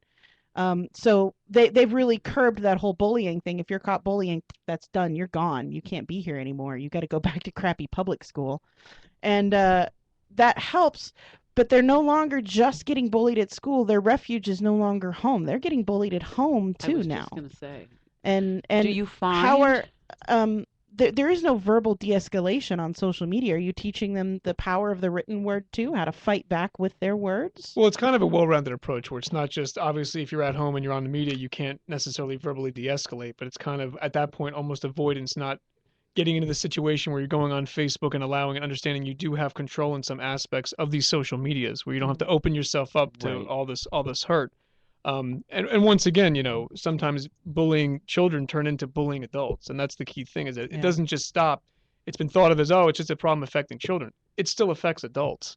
And that's the key thing. So now you're doing a workshop. Is this a one-day kind of workshop, a couple of day, or this how is does it actually work? the launch of the program. So this is an ongoing thing. Can you kind of tell me as a parent, if I put my child in the program, what to expect over the course? Is it every Saturday for 2 hours? Can you kind of lay it out so that we know what's coming? We're going to actually launch this where we're doing it with certain school districts. We want to probably involve as many people as possible. So as a growing approach, it's not just a one-time, that's it, and we'll see you later. With this, you pretty much come into the program, you're getting introduced, and it kind of acts as a leveling system. So we're going to be offering this free to the community twice a month. So you can actually keep on bringing your children back. So it's not just like, well, I kind of learned something, but how am I going to retain all of that information? I didn't really pick it up. So with this, they're learning the approach, but as time goes on, they're getting more comfortable. They're seeing that there's kind of a comfort zone and people that support them. Okay. And that's really the key thing. We're building a support system where it's not just like, all right, we'll see you, we'll never see you again. We want that kind of community-based thing because it really does involve more than just a class. The community getting involved and the parents and the school systems and even local politicians and everyone, that's what's really going to change how school systems say. You had mentioned that one school has a zero bullying policy. Not many do because most schools that I've seen avoid it. Yeah. Teachers kind of turn a blind eye and are like, well, I don't know really how to react to this. So a lot of that's they're not getting beat up at school, so it's not a big deal. That's a key thing, but it's also going to be training the teachers to understand that you do have a responsibility, and even when they leave the school, there's stuff you can do while they're there to prevent this from happening. Right. When it's in your control. So I bring my kid. Bring your kid. Okay. How do you start? I mean, I'm just kind of interested in the program. Is there some kind of hands-on? Is there some kind of... We always do hands-on. Okay. There's no kind of theoretical, well, we're going to say this is going to work. We actually want you to experience this firsthand. And and all training that we do, I don't like theoretical approaches where we think this works and it's so far from reality, it's not going to help anyone. With this aspect, everything is hands-on. They're learning verbal de-escalation from Mike, who's been using this throughout. So all of the instructors have real-world experience. Oh, that's awesome. That's what makes the difference. Yeah, that's good. So the first premise, like I said, is the verbal de-escalation, how to avoid different topics, his experience through that, so he's now applying this to his children. From that, if you can't avoid the altercation, realistic self-defense. And that's the key term, realistic self-defense, not condescending. Well, and isn't some of it making the child feel confident enough in themselves to feel that they're able to stand up to somebody or able to be confident enough to try to de-escalate it? Because I think that kids that are bullied over and over, whether it's at home or from other children, their self-esteem is in the crapper. And so those kind of kids, I wouldn't think, without giving them some kind of program or some kind of confidence to get up and stand up, wouldn't do that in a normal situation. That's exactly right. After a long time of being kind of put down, it's very hard to say, like, well, that's easy for you to say. You already have the confidence. What about me? I'm not at that point yet. So that's why it's an ongoing program. It's not just a one time, because from that, person's like, it works for him, didn't work for me. That ongoing approach where they can constantly see us, meet us, learn. It's a constantly growing program. Now, will you be in a different school all the time, or are you going to stay stationed in one? We're launching this at our facility. Okay. From that point, as school systems start bringing this in, hopefully we'll be able to do this at different schools. But at our facility, it's always free and it's open to the community. So we'll always launch the dates so people will always know ahead of time. We plan months in advance, so you can always sign up. We prefer an RSVP so we can fit everyone in the school. But from that point, we want it to grow. We don't want people to feel like we're kind of just doing this and that's it. We forget people. We want it to be a personalized experience. That's what makes the difference. We have a question from chat. Sure. Vendetta, who is one of our fabulous listeners from Florida, he wants to know, I have a question, how do you, I can't speak today. How do you suggest one who wants to apologize for their bullying to go about doing it? That is a good question. I think just being honest and sincere. I think that's the one thing, is that you really have to come across and be sincere to the person and make it seem not that you were being forced to do this, but you genuinely kind of empathize, and now you can put yourself in the person or the victim that you were bullying's place, and it's not right. And I think when the victim understands that you truly are sorry, that's what'll make the difference, honestly. Some Sexy Brown Eyes, she said a lot of it is the family saying that you're stupid or you're dumb. Have you ever recognized that? Because I'm sure parents come with their kids to these programs that you have, because you also do it with the other facility that you Yes. have. When you recognize a parent is a bully, what is your reaction? It's a tough situation because Yeah, you can't hard. tell someone how to parent Right. their child, but you can call them on it. I mean, that's the key thing, is that we really don't have to answer to the parent. But you have a better understanding when you see where a child comes from, that it's not just something where they're just picking up. A lot of times it does come down from the family members, where this is where they're learning it from, or they're actually a victim at home and therefore now taking it out on someone else because that's their release. Right. And that's the key thing. And with that, hopefully you can get the family into therapy, but sometimes there is no clear-cut answer, because really it has to change from the family element. You could have a good influence on the child where they understand, I shouldn't be doing this to another person, but they're still getting bullied at home. Right. Yeah. I see that a lot. Now, Yeah, a lot of us do see it. We see it in public. I mean, is there anything that, I'm sure you deal with it all the time. So do you have any avenues that we could, besides butting in on how to parent your kid? Like, hey, stop being a fucking asshole, douchebag. That's a good approach. I like that one myself, but, not everyone. Take off your own flip-flop and start beating on the parent. I used to work. Okay? I used to work at a convenience store, and parents would bring their kids because they didn't have anybody at home to watch them. And they always want And then- sodas and candy Right, bars. but while the parents brought the beer up to the counter, they wouldn't buy a 15-cent lollipop for their kid, or they would make their kid stand over by the newspaper so they could gamble for hours. Now, I got tired of it, and I said, "I'm sorry, you can't play. Your kid can't hang around. That's loitering." Right, I was right. covered, but I got cussed out a lot for that. Yeah. Just for making them take their kids home. And there was one time when I said, take your kid home. Let them do some homework. Let them watch some TV. Let them go play in the park. Shit. Yeah. It's like there should be a test for parenting. Yeah. Yeah. There's not. Any ass, you've got to take a blood test and get registered to get married. You have to take all kinds of tests to get a license for driving a car. For raising the nation's future generations, I think you should have to get tested and get a license for it. I agree 100%. I mean, the best thing that I would say is that, you could try to have a positive influence on that child's life. You cannot change the parents. You could try in the short time that you have with them to try to show them maybe they could try a different approach with their child. But more times than not, your best approach is going to be directly to the child, because if you have an influential relationship, you can at least maybe change their ideas as they're growing. But it's hard in a short period of time in a convenience store to be like, hey, stop being an asshole and watch over your kid. Yeah. And outside of that- and you see it all the time in the stores. You just Absolutely. see people talking to their children. So yucky. Well, it's time for us to take our long break. We got to split I the hope show you'll into stay two with pieces. us. And, Sure. Yeah, okay. I have I actually have a lot of questions. Me for you when we too. come Me back, too. I'm so- ready for some questions here. We're- Okay, we're taking our long break here at the Curvaceous Bounty of Sin City on Vegas All Net Radio, and we will be back after a little break here. We got some Cole James Cash music coming up on the break, so don't go away. Watch out for those claws.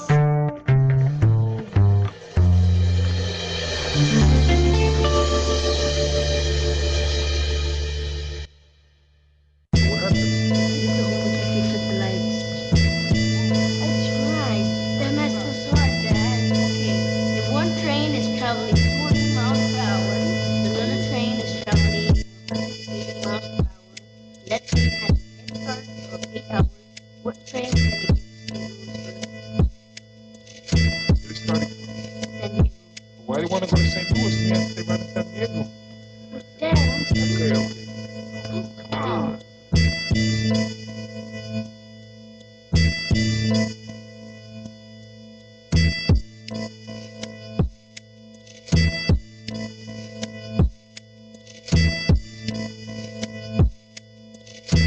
Keep getting this one. This kid's got a couple of years on you, but you're making him look like Sugar Ray Robinson.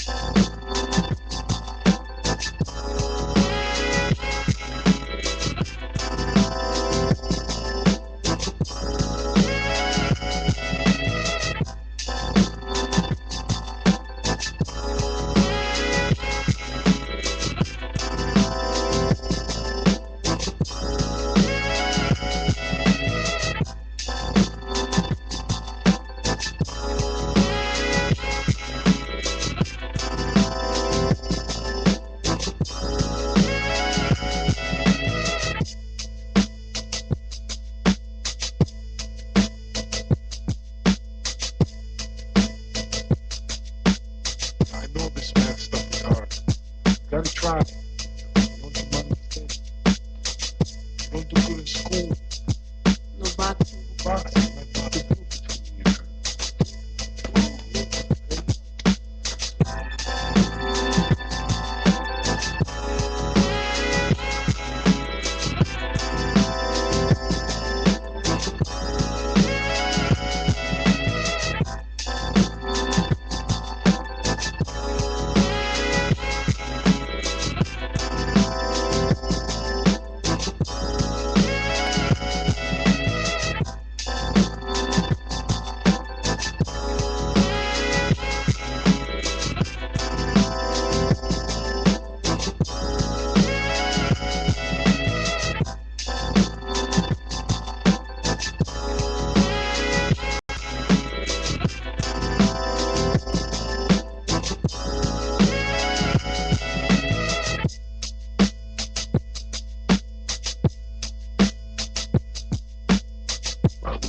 Just for me.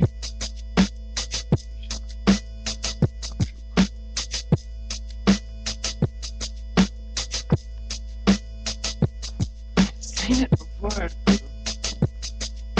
Once you set your mind to something, forget it. It works.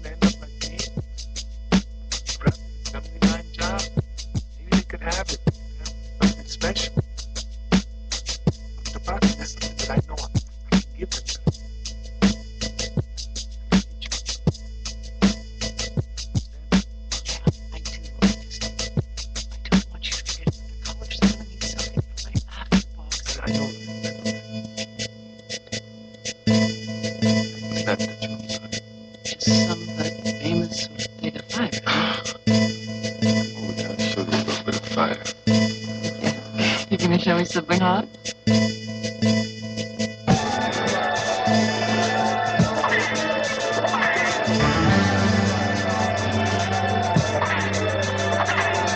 While I'm dancing, he's gonna have to give up something to come in. I'm gonna be sticky. Butterfly gonna float on. What are you gonna do? Float like a butterfly. Hang like a bee. Oh, roll young man.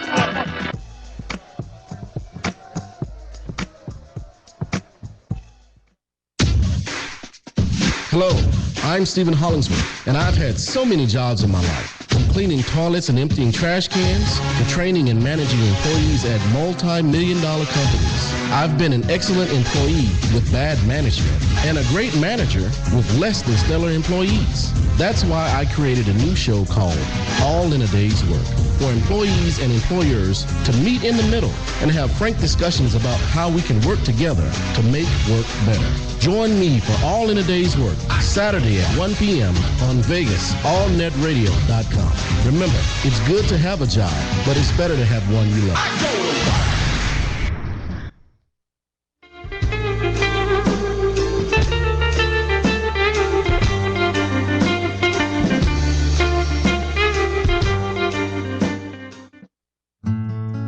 This is Sierra from the Curvaceous Bounty of Sin City, urging you to adopt, not shop. There are hundreds of thousands of animals out there looking for homes, and you could be their next forever home. Visit your local animal shelter today to find your next family member. Get connected to your audience with Endeavor Media Group. Find them online at emgnv.com. Embrace your endeavors and take it to the limit with Endeavor Media Group. Visit them online at emgnv.com. If you're looking to further your acting, modeling, or athletic career, contact Endeavor Media Group at emgnv.com. Endeavor Media Group is a sports and entertainment PR firm connecting its clients with audiences everywhere through movies, television, radio, publications, websites, mobile applications, and special events. Visit emgnv.com. EMG represents clients of all sizes and in a variety of industries. The firm works with companies, organizations, famous individuals, and political groups to advance their interests, manage communication-related matters, promote products and services, handle issues, and mitigate specific problems. Visit Endeavor Media Group online at emgnv.com. Vegas All-Net Radio, the final frontier of free speech. This program is intended for mature audiences only and contains strong or potentially offensive language of an adult and sexual nature. So, listener discretion advised. The views and opinions expressed on the Curvaceous Bounty of Sin City do not reflect those of Vegas On-Net Radio or its affiliates. All music, stories, and characters are the sole property of their creators and are protected under international copyright laws. Sierra, Alexia, Mama, and Sweet Cheeks are personalities put on for your entertainment. The stories are real. The language is explicit. The behavior is unbelievable. If you can't take the heat, get the fuck out of the kitchen. Watch out for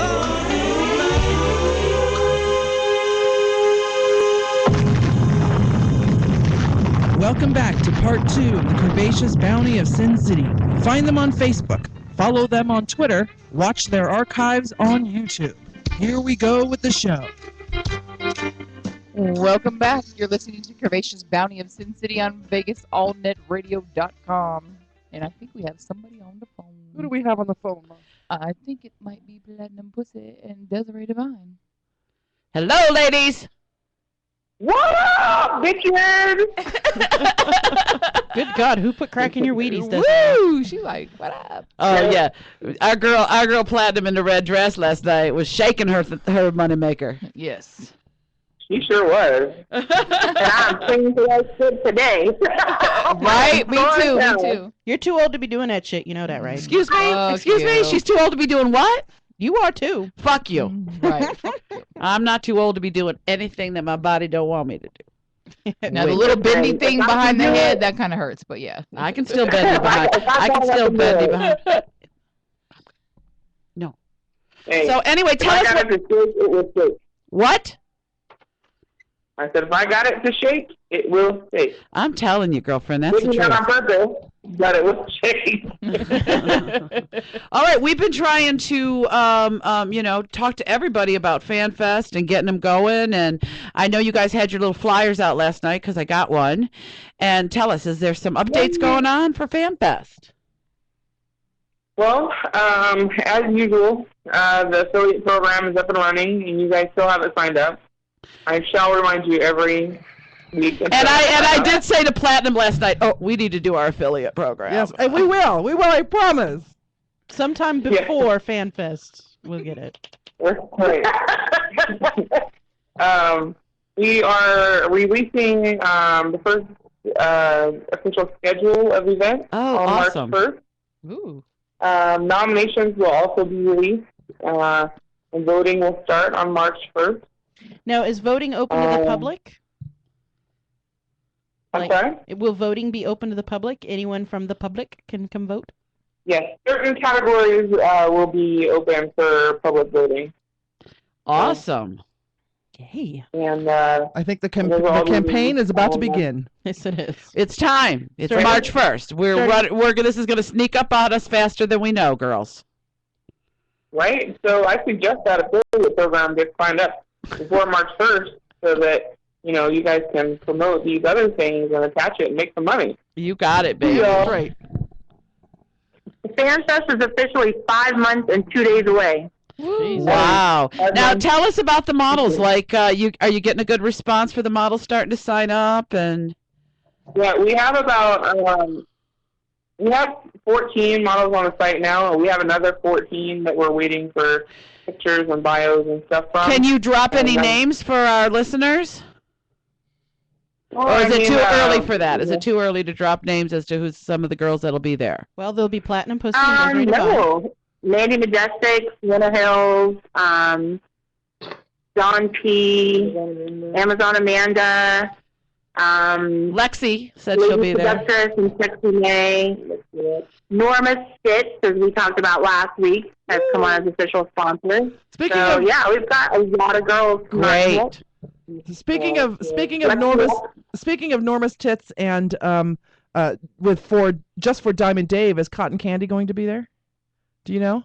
We're not sure. We haven't heard from her, so we hope so. We would love to have her there. That's a fine woman. Oh, hell yeah. Yeah. Cole James Cash says you need more Latinas. Do you have any Latinas coming? Any crazy girls going to show up? Possibly. I mean, we want everyone to come. The more the merrier. We don't have anybody that we don't want to come. But, we hope that others will respond and come on board, and we would love to, have them there, whether they're just there as networking with other people or if they come and get a booth, whatever. We would really like them to be there and experience the awards where they're celebrated. And even if you just hear your name being listed as a nominee for a category, I mean, it's exciting. I mean, anybody who's watching the Oscars right now, you just see the energy inside the hall where everyone's just watching and waiting to see who gets to win the award. It's super exciting. You know how it is. Oh, we're so excited. We had our Academy Award moment when we broke the stage. Right. Exactly. So, we would hope that everyone would want to be a part of that, whether they believe in the cause or not. Just come out and experience it and make it something that everyone can be a part of. So you got it for sure. So what would be my category to write myself in for my ex-hamster videos? Amateur, best amateur. I mean, I got 106,000 views now. So did that put me in there somewhere? Well, nominations are closed. So unless you have nominated yourself or somebody nominated you, I think she's kidding. No, I'm not kidding. Shit, nominate me. Hi. All you 106,000 people nominate me. Great. We'll put you in for next year when you send me those goddamn pictures and I can submit them. Yes, ma'am. Yeah. Damn, somebody just got started on there. I put my foot down and coming up in there. Okay. Don't make her come bring them size 12s up in here. Right.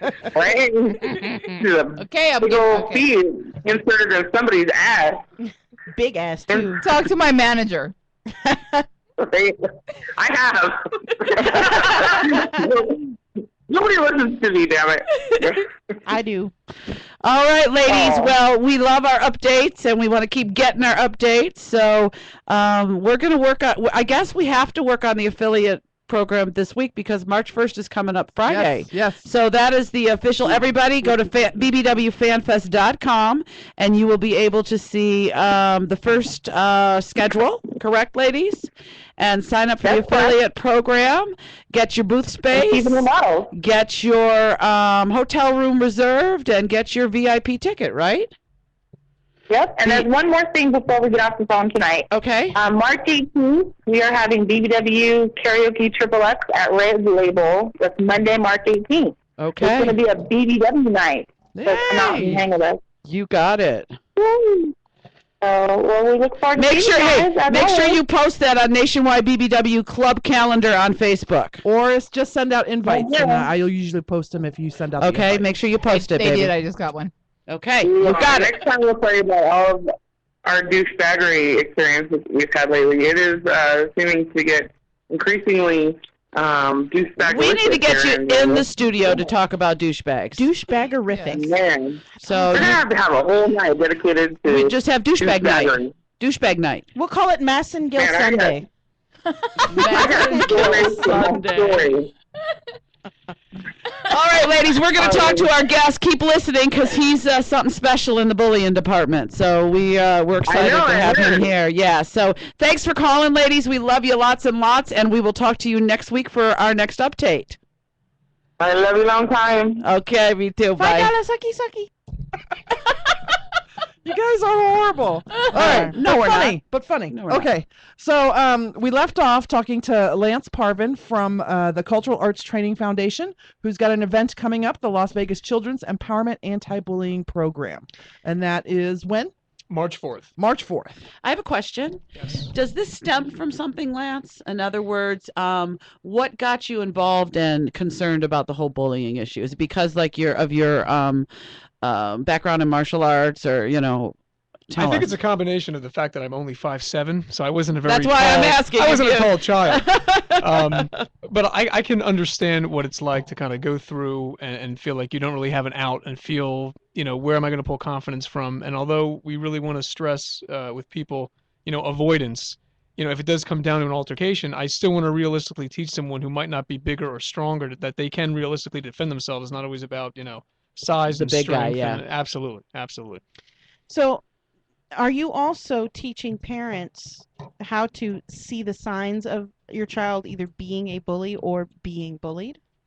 There's aspects of that we address. I think it's hard. It's really just being involved in your child's life. A lot of it is. A lot of parents are like, oh, I know what's going on. In reality, they have no idea what's going on. They're getting one side of the story. They see their child for a few minutes each day, and they're trying to recap what's going on. Just kind of having time, with the kids to kind of express what's going on, making sure everything's okay, spending some quality time, which doesn't seem to happen anymore. Well, a lot of parents have blinders too. Like I know a lot of parents, I seen it when my daughter was in school. Like they kind of knew what was going on. They kind of knew their kid was like staying out later than they should, or getting into some, but like, it's almost like if I don't address it, it's not happening. Exactly. Kind of Yeah. turning a blind eye. In reality, the best thing to do is just address it. You might not feel comfortable talking about it, but that's the whole thing. I mean, you have to talk about it. Avoidance is not going to make it go away. It's Right. normally going to get worse. Right. So at least by directly affecting and talking to the child, and even if you don't know how to start that's just start talking. Right. You can't really make a mistake. Avoiding it would be making a mistake. Right. Exactly. Great advice. So we had some comments in chat. Was that right, guys? About some of the we stemmed a lot of comments while we were on break. Ooh, they've been chatting a lot.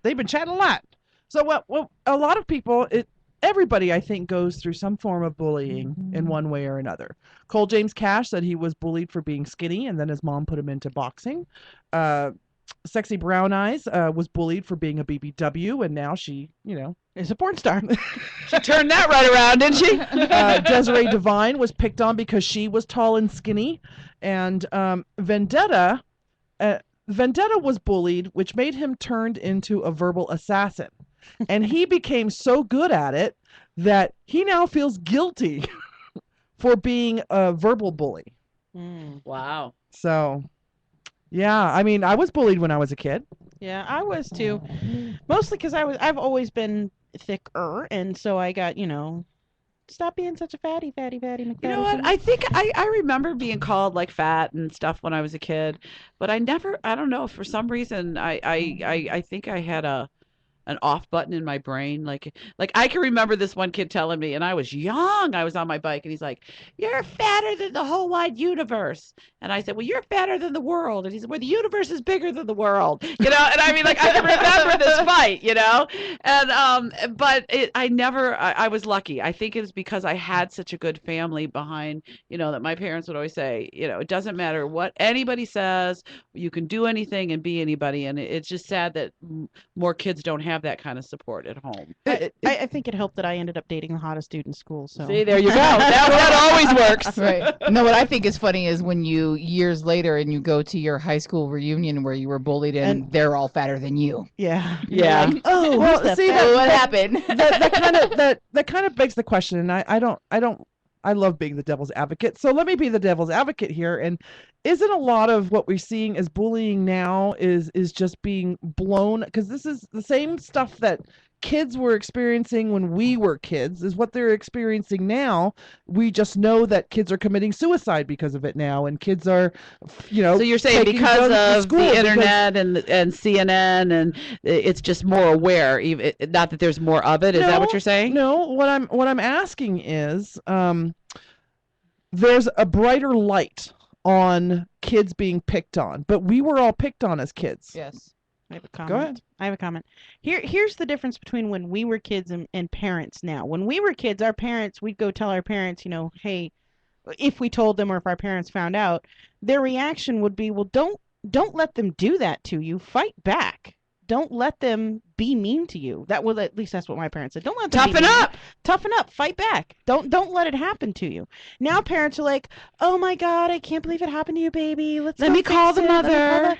Blah, blah, blah, blah, blah. Like, no, yes, I understand that the parent has some responsibility to go on it and make the attempt to keep it from happening, but they also need to give their kids the tools to not necessarily, fight back by beating the shit out of them, but by looking them dead in the eye and say, what you say does not affect me. It doesn't hurt me. There's nothing you can say or do that will make me feel less about myself because I happen to know that I'm a better person because I don't talk like you do to other people. Right. And, give them a tougher skin about it. But there are so many parents today who start to weep and cry because their baby got called a fatty. Well, and then they're all mad and they want to talk to the school district and take care of it. Look, your kid needs to learn how to interact with other people, and people are fucking mean. And they just need to learn how to not let other fucking mean people affect them. I agree with that, actually, to shine a light on the question that you asked. I think one of the reasons it's expressed so much now is it's a hot topic. And I think in certain situations, it's everyday kind of, oh, they called me a name. But what I've seen are the extreme versions of it, which are not just like, oh, they called me a name. They physically assaulted me, broke my arm. That's a lot more prevalent now, and I don't know why. It could be because of the increase in violence. I'm not going to sit here and dissect that, but it seems like what I would consider extreme bullying is what mainly we focus on. That's the key thing. And whether it's extreme emotional abuse or extreme physical abuse, that is what I would address. Someone calling you a name and going home and like, I can relate to bullying. You got called a name. Someone getting assaulted, there have been plenty of videos almost every day of someone getting beat up, and it's on film now. So that's one reason is we're seeing it more in our face. But that's a more extreme case that I see are the really physical assaults. And that's what I, in turn, would like to address. Right. I mean, that's the key thing. There's a big difference between the name calling and that. Yeah, it's no longer the one big kid pushing down the one little kid to get his lunch money. Now it's a group of kids beating the crap out of some kid who doesn't even know them simply to be mean. Well, and there's a lot of social media bullying going on, like in the high schools and stuff. Like, these kids will destroy each other on social media and stuff. Or, absolutely. Yeah, so it's a lot of that kind of verbal, like, destroying their reputation so that the whole, they're made fun of it, the whole school. Yeah, once a time it's like expanded. Once upon a time, a rumor only lasted for a semester.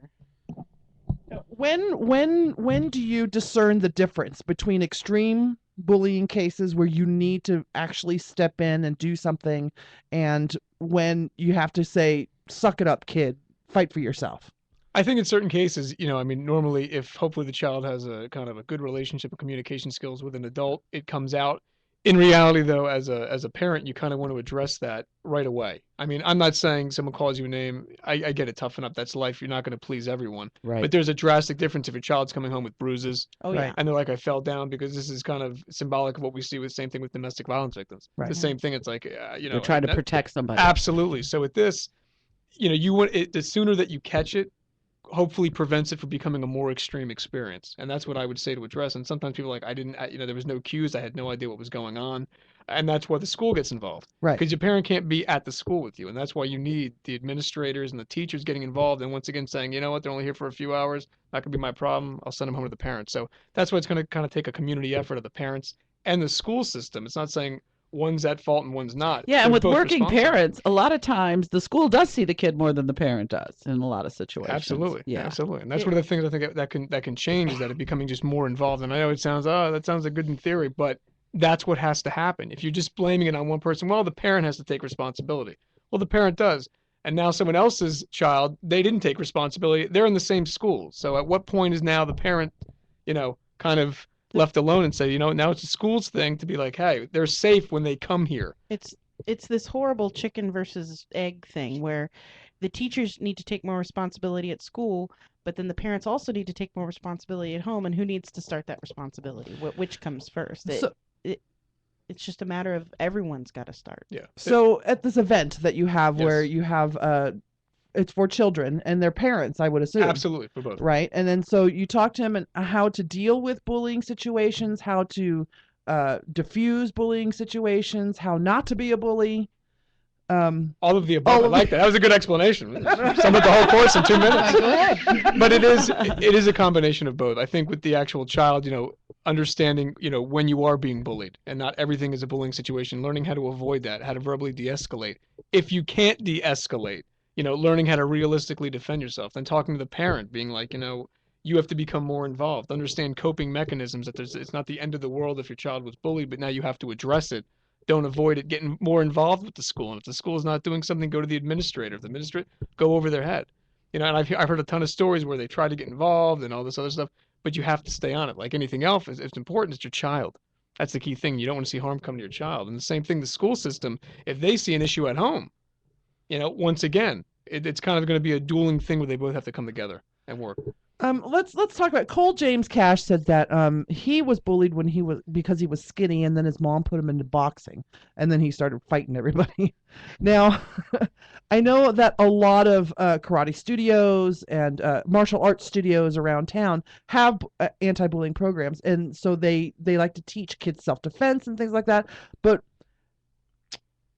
then you have those kids that take that, turn it around, and just start becoming a bully themselves. So how does that get prevented? And that's a good point. And that's the whole, pretty much thing that people say, well, if you're teaching the person the skill, now they have the ability to go hurt someone else. And that's the whole thing of addressing and making sure that they do have a sense of power now and not to become a victimizer.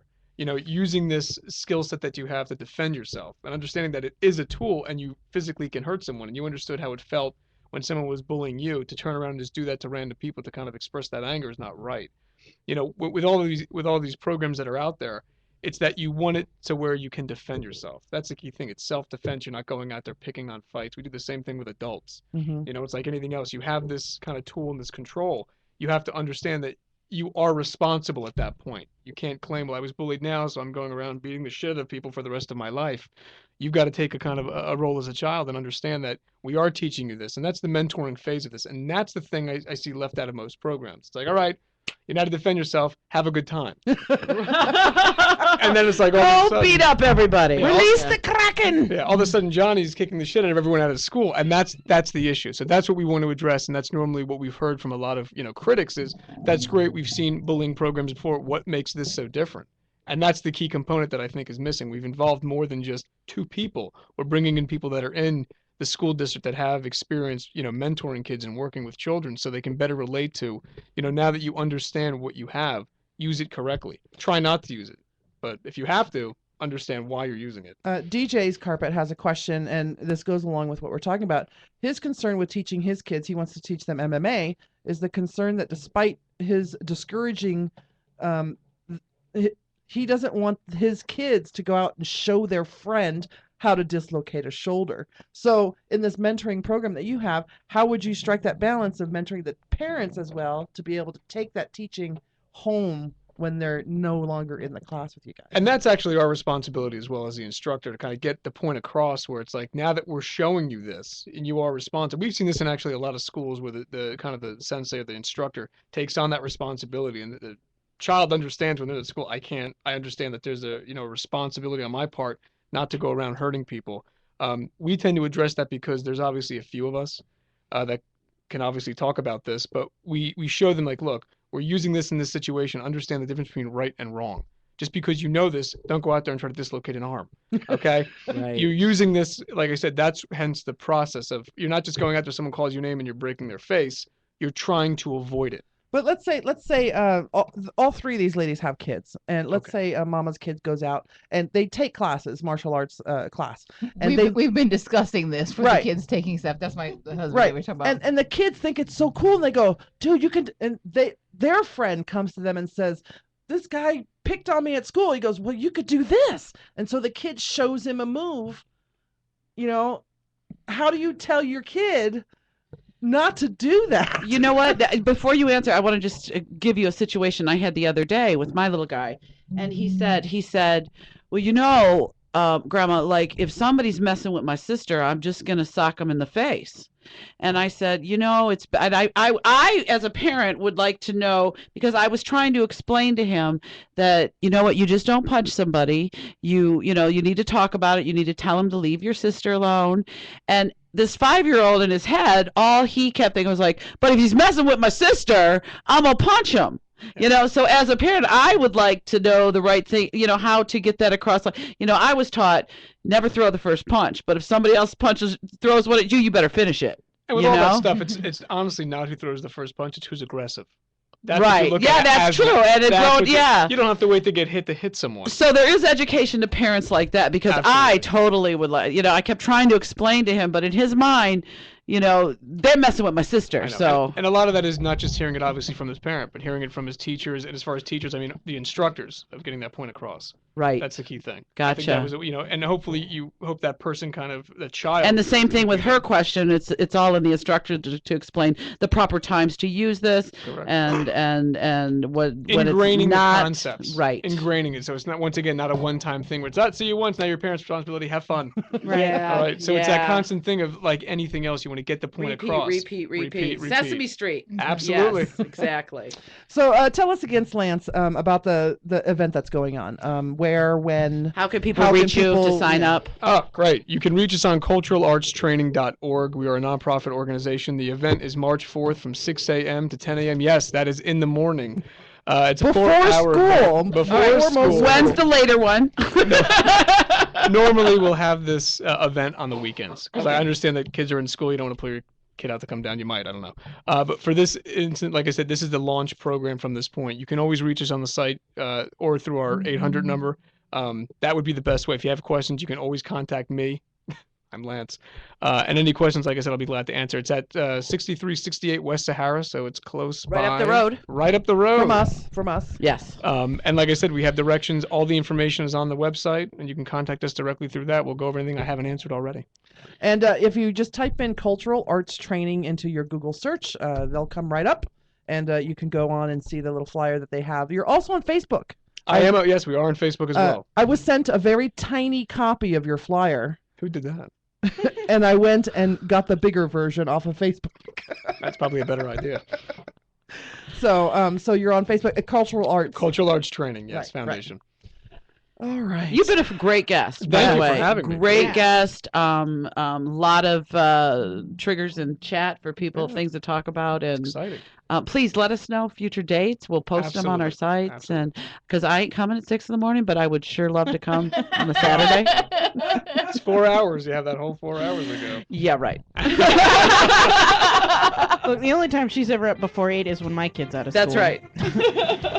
You've been listening to the Curvaceous Bounty of Sin City on Vegas, allnetradio.com. We've had some fabulous guests today. We're taking a real quick break. We'll be right back after these messages from our sponsors.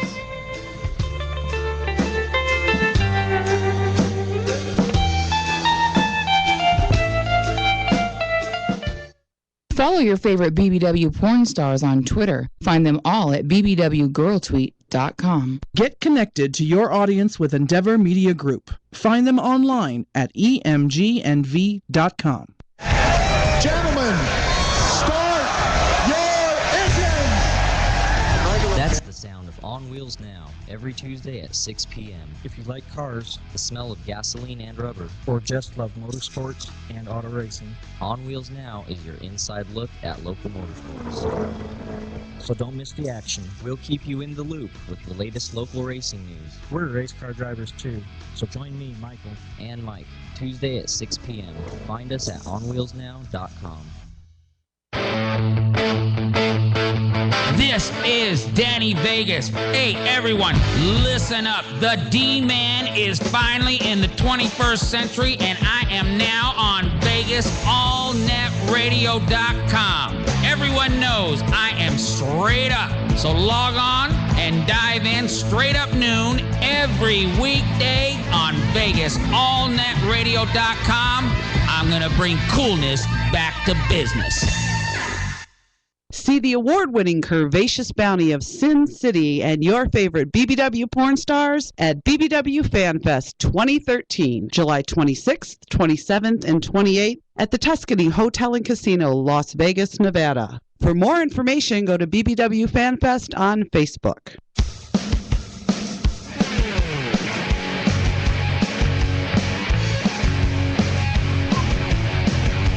Welcome back to the Curvaceous Bounty of Sin City on Vegas, allnetradio.com, the final frontier of free fucking speech. Now we get nasty because Lance is still here, but it's not bullying, so we can talk about Yeah. some shit right now. We got some catch-ups. Now we're going to verbally abuse you, just so you know, because you look like the most adorable welterweight MMA And the guy first I have ever question? met. Yeah, we're gonna bully you. Sexually bully you. Want me to get him? No, no Okay. kidding. I'm the Unless nice he's one. into that. I'm All the right. nice one. So let's start with club night last night, ladies. Oh!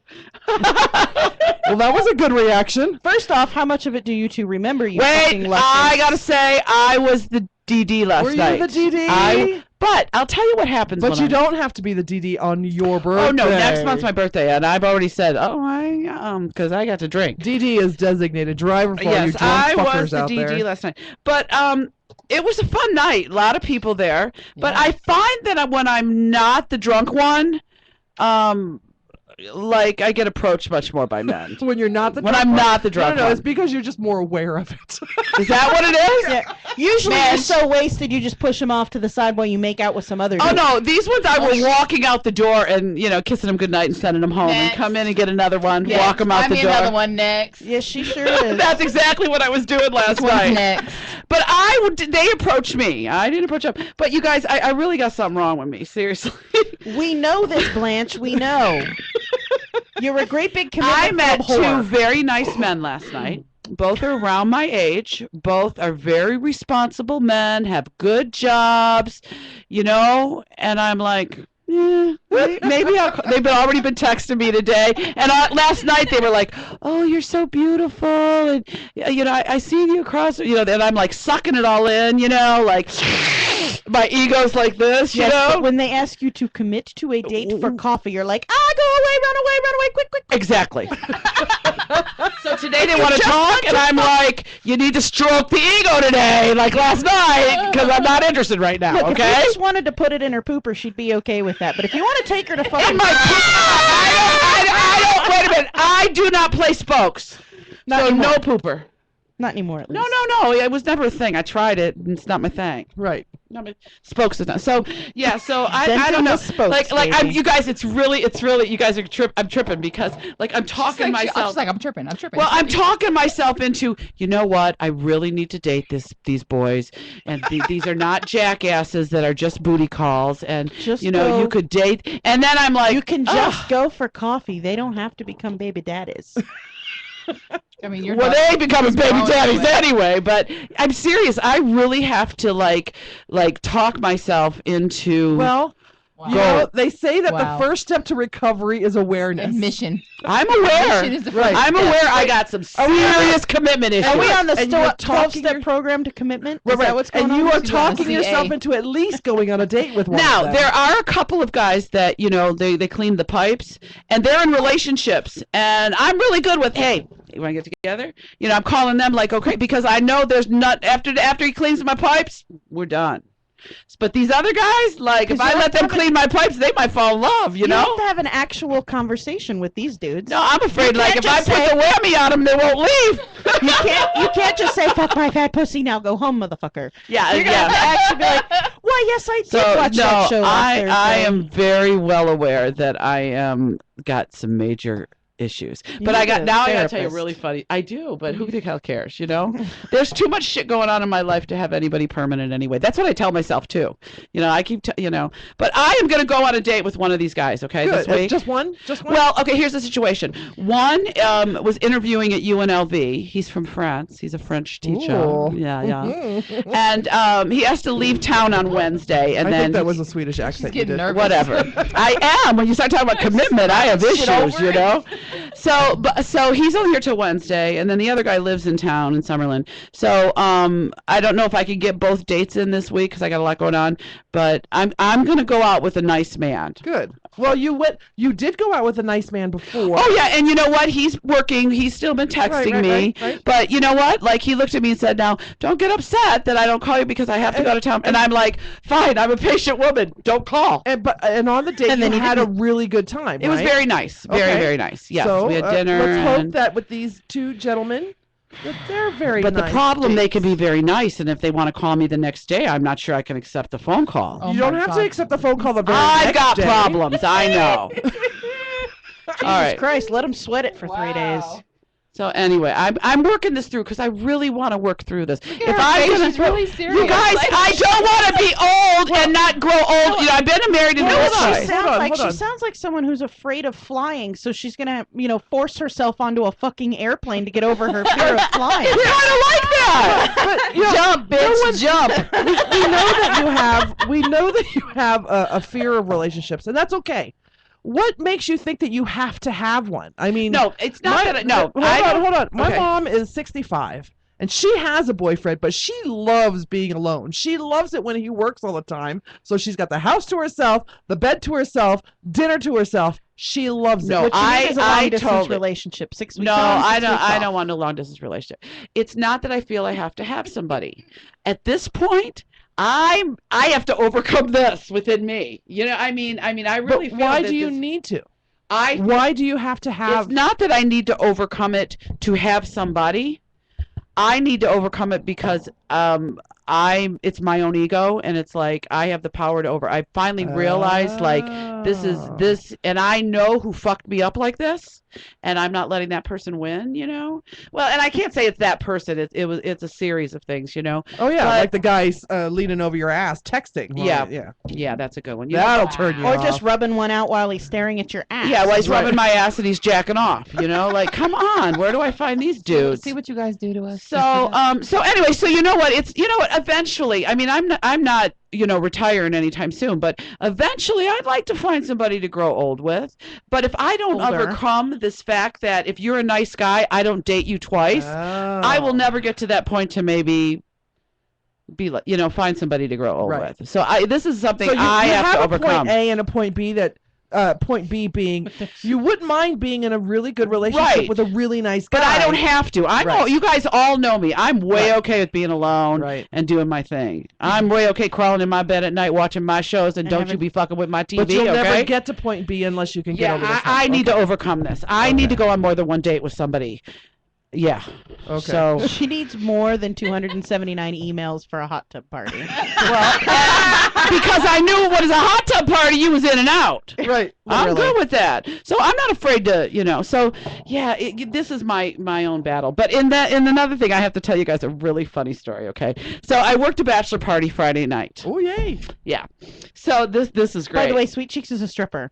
I'm a stripper. Okay, well, Yeah. Congratulations. Thank you. I've been a stripper for a long time. So anyway, I worked a bachelor party and I worked with the skinny girls, okay? Where I am the halftime show. Okay. They go in and they warm them up. Well, and they're hired for 4 hours and they make the same that I make in 30 minutes. Okay? Right. Right. So anyway, and then I'm the halftime show and then they come in Because after you me. get paid per pound. But the greatest, like I have yes, I do get paid per pound, by the way. But I had the greatest tip night that night that I've Nice. ever had.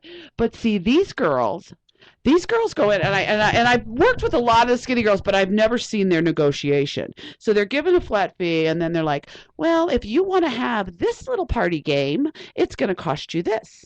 And if you want this party game, it'll cost you this. Where I give them a flat fee, okay? And I do my little bag of tricks in 30 minutes that they got me. Pulls a rabbit out There's of her no ass. there's no nickel and diamond with your ass. But here's what I do say, and those girls are like, no pictures, no films, no nothing. And I'm like, take all the pictures you want and put a lot of tips in this pot right here.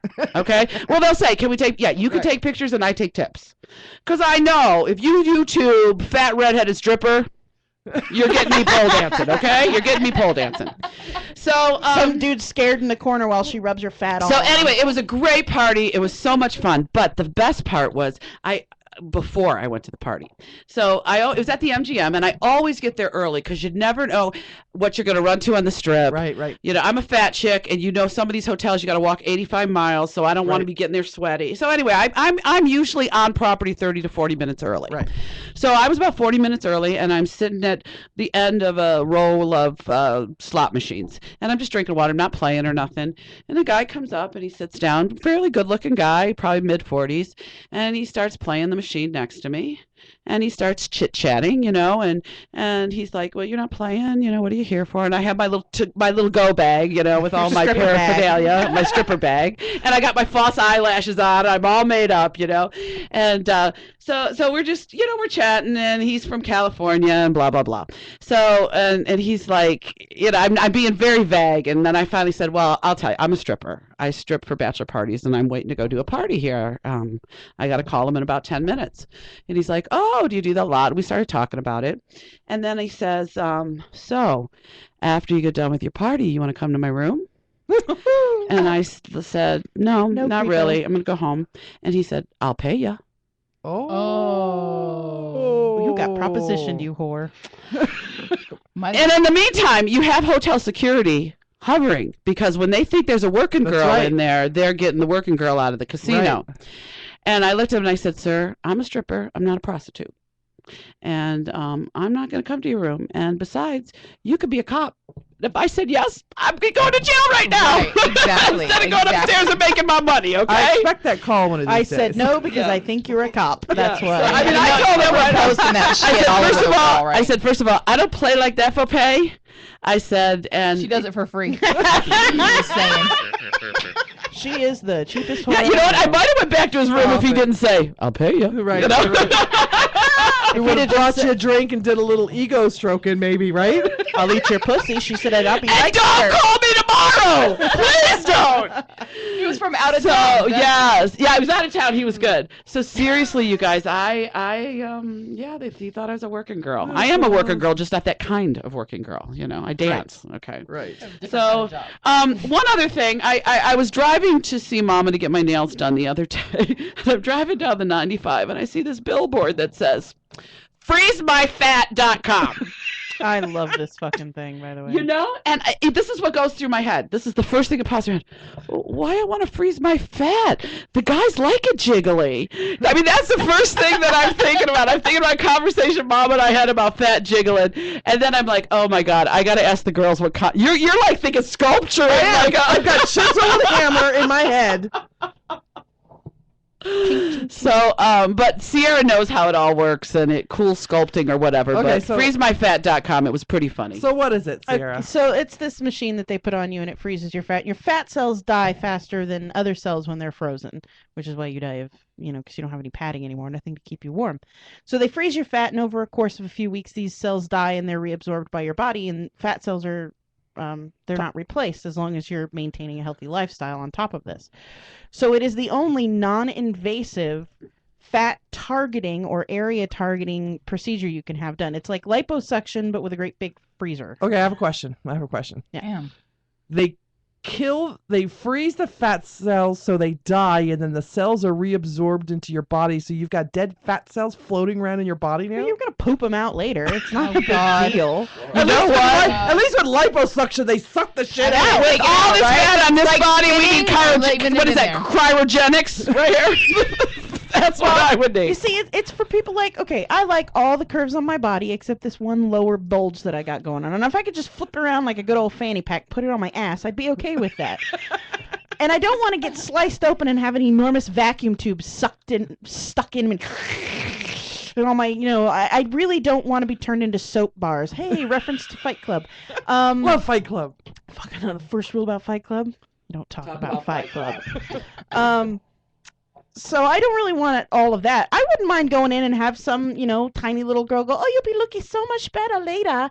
And just putting, a little machine on me and my belly gets cold and 4 weeks later I poop fat out. I mean, that's not a big deal. I'm okay with that.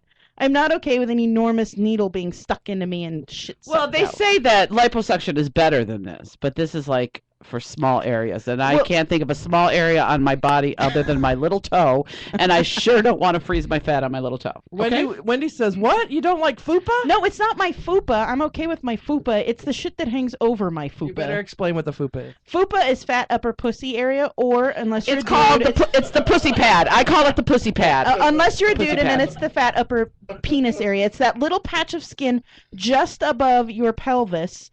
Mine is that I've had a baby, and so my belly doesn't work the way it's supposed to. Flop that happens. It's kind of like, mine's just I'm fat. Yeah, I mean I'm fat, but I don't mind being fat. I just don't want to. I don't want to have two bellies. I want to have one beautifully smooth, round, gorgeous belly like Alexia has. Buddha belly. That's what I have. Oh my God! You know what I say about fat chicks? You know, when a guy takes the clothes off a skinny woman, he knows pretty much what he's getting. When you take the clothes off a fat chick, The terrain is it's like different Christmas. with every woman. That's why I think so many men that like fat chicks like to fool around, because everyone that you unwrap is different, Fat and it's like chicks are like- Christmas every time. Fat chicks are like a box of chocolates. You never know what you're gonna get. Oh, that's the best. I think that's our second Christmas tweeter when of you the go night. when you sleep with a fat chick. It's like Christmas. I love being a fat chick. I know. All right. Okay, I'm done. are you done? I'm done. But I made a lot of money Friday night, and I didn't have to have sex. That's right. Damn it. Right, damn it. Although, I just got naked and put Twinkies in my ass. I would like to know what the She won't put it in her exponential rate. pooper, but she'll put a Twinkie in her For butt. you to get naked, it costs a lot of money for you to get naked, right? When Yeah. you do these jobs, just for you to strip, it costs a lot of money. I would like to know the exponential money you could make if you ever decided to become a prostitute. She can make a lot of fucking money. I've been propositioned a lot before. You know, a lot of it's not the American men, the Middle Eastern men, the Asian men. They would literally like Just roll out. pour- Yeah. Just pour money on you. Yeah. And you know, guys, I have very few scruples. Very few. Yes, But we know. and you know, I'm a hoe, and you know, I sport fucked my life away sometimes, you know, but yeah, there, you know, yeah. There's the line. There's, you know what? I just don't want to ever have. I don't know. It's not that I mean, I have no care of prostitutes. I mean, that's how they want to do it. You know what? I strip. I go home. I do my job. Give me my money. I'm the entertainment, and I'm out the door. I love How I feel that. about it. That's one of the things I love about you, is that you love doing that. Oh, I have so much fun at them Mhm. bachelor parties, and the drunker they are, the better it is. You were the halftime show. I was how long did the halftime show I last? was only hired 30 minutes in and Oh, out. wow, yay. And like I said, he paid all of us at the same time of the initial money, and I paid the exact same amount for my 30 minutes. No, actually, $50 more for my 30 minutes than these girls did for their 4 hours they were hired for, and they hate it. They fucking hate it. But I'm sorry, I'm a specialty item. That's right. So anyway, yeah. So if you want to hire me, Steve, August Entertainment, right? yeah, August Entertainment. August Entertainment. Uh-huh. All right, let's start with your night at the club. Mama. Because there's some pictures of you up on Facebook already. There is. Mm-hmm. You dirty, dirty girl. I actually was. Into the mic, please.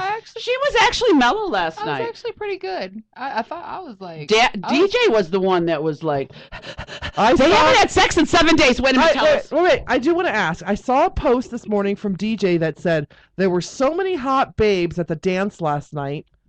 Dang. Right. Oh, I didn't see that. Oh, yeah. You Sorry, better check Deej. his post. Yeah, maybe I should start checking. Yeah, I don't know. No, well, yeah. I don't know what. See, what happened was. What happened was. I don't know why we didn't like have sex the whole week. That was the first thing he told me when he walked in last one night. of the days he hurt himself. I'm surprised you're not woken bow-legged today. I am kind of, but I'll talk Okay. about that in a minute. But he fell down the stairs. Oh, I saw that. Yeah. And he hit his arm, and so one of the nights. You don't need his arm to fuck you. You just lays back, you ride on him. I know. It's an excuse. I know. But yeah, the kids were all off on school Monday and Tuesday, so that it was just a crazy week this week. I don't know. But Tuesday he calls me. He's like, get the kids dressed. Da, da, da, da. Meet me at the car at 3:05. What the fuck? For what? Just meet me at the car at 3:05. So we went down and went to the credit union to go to get a loan. So I get a new car. Yay! So yes, and I found one, and hopefully I can go get it tomorrow. So, but so that was one good thing. I ordered my after Valentine's Day stuff because I'm not allowed to say Valentine's Day because we don't get gifts on Valentine's Day. We get them all the time, but yeah, I ordered about $400 worth of stuff today. But that's a whole nother story. But you guys will be seeing those because whatever. Bra shots. I know. I can't wait to get them. It's gonna be so pretty. I got the damn leopard. Oh, we had a request for a nail shot earlier. Come over here. huh? Yeah, Hold come on. over here. Let's get nail shots, ladies. Let's see, some Mamas nails don't there. compare to mine. Yeah, mamas are fucking killer. Get Alexia's because she's. Oh, got they're pretty still the blue same. eyes. No, they're still the same. I have cheetah nails. I got to make an appointment tonight with Mama for this week. So. Okay. We're getting requests for nail shots over bra shots now. Well, it was a girl who requested the nail shot. Yeah, do a shout out to Brown Eyes. Oh yeah. Oh, Brown Eyes. She said she had fun last night, and she sells sex toys, right? Yeah, we're gonna get her on the show, and she's gonna bring us some sex toys. And We're sorry we called you a porn star. I want a fluffy bunny tail. That's what I want. Fluffy bunny I want a tail. fluffy bunny tail. I don't think there's anything wrong with a porn star. No, we love porn stars. I can't use Obviously. I can't use any battery operated toy in my house. Why? Because She my has house children. is too small. Oh. Yeah, because you hear. Yeah, I don't need that. Room. Yeah. Yeah, whatever you do. Grandma, what's that? Yeah, No.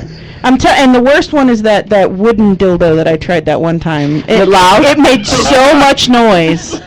I swear. We were doing product reviews, and I turned this thing on, and it went. I'm like, oh, good Lord. Like she was chainsawing. When my niece was living with me one time, and I was laying in my bed watching TV. She goes running in, and she goes, "Turn your TV off, hurry!" All right, boss, do you hear anything? No. Are you sure you don't hear nothing? What are you talking about?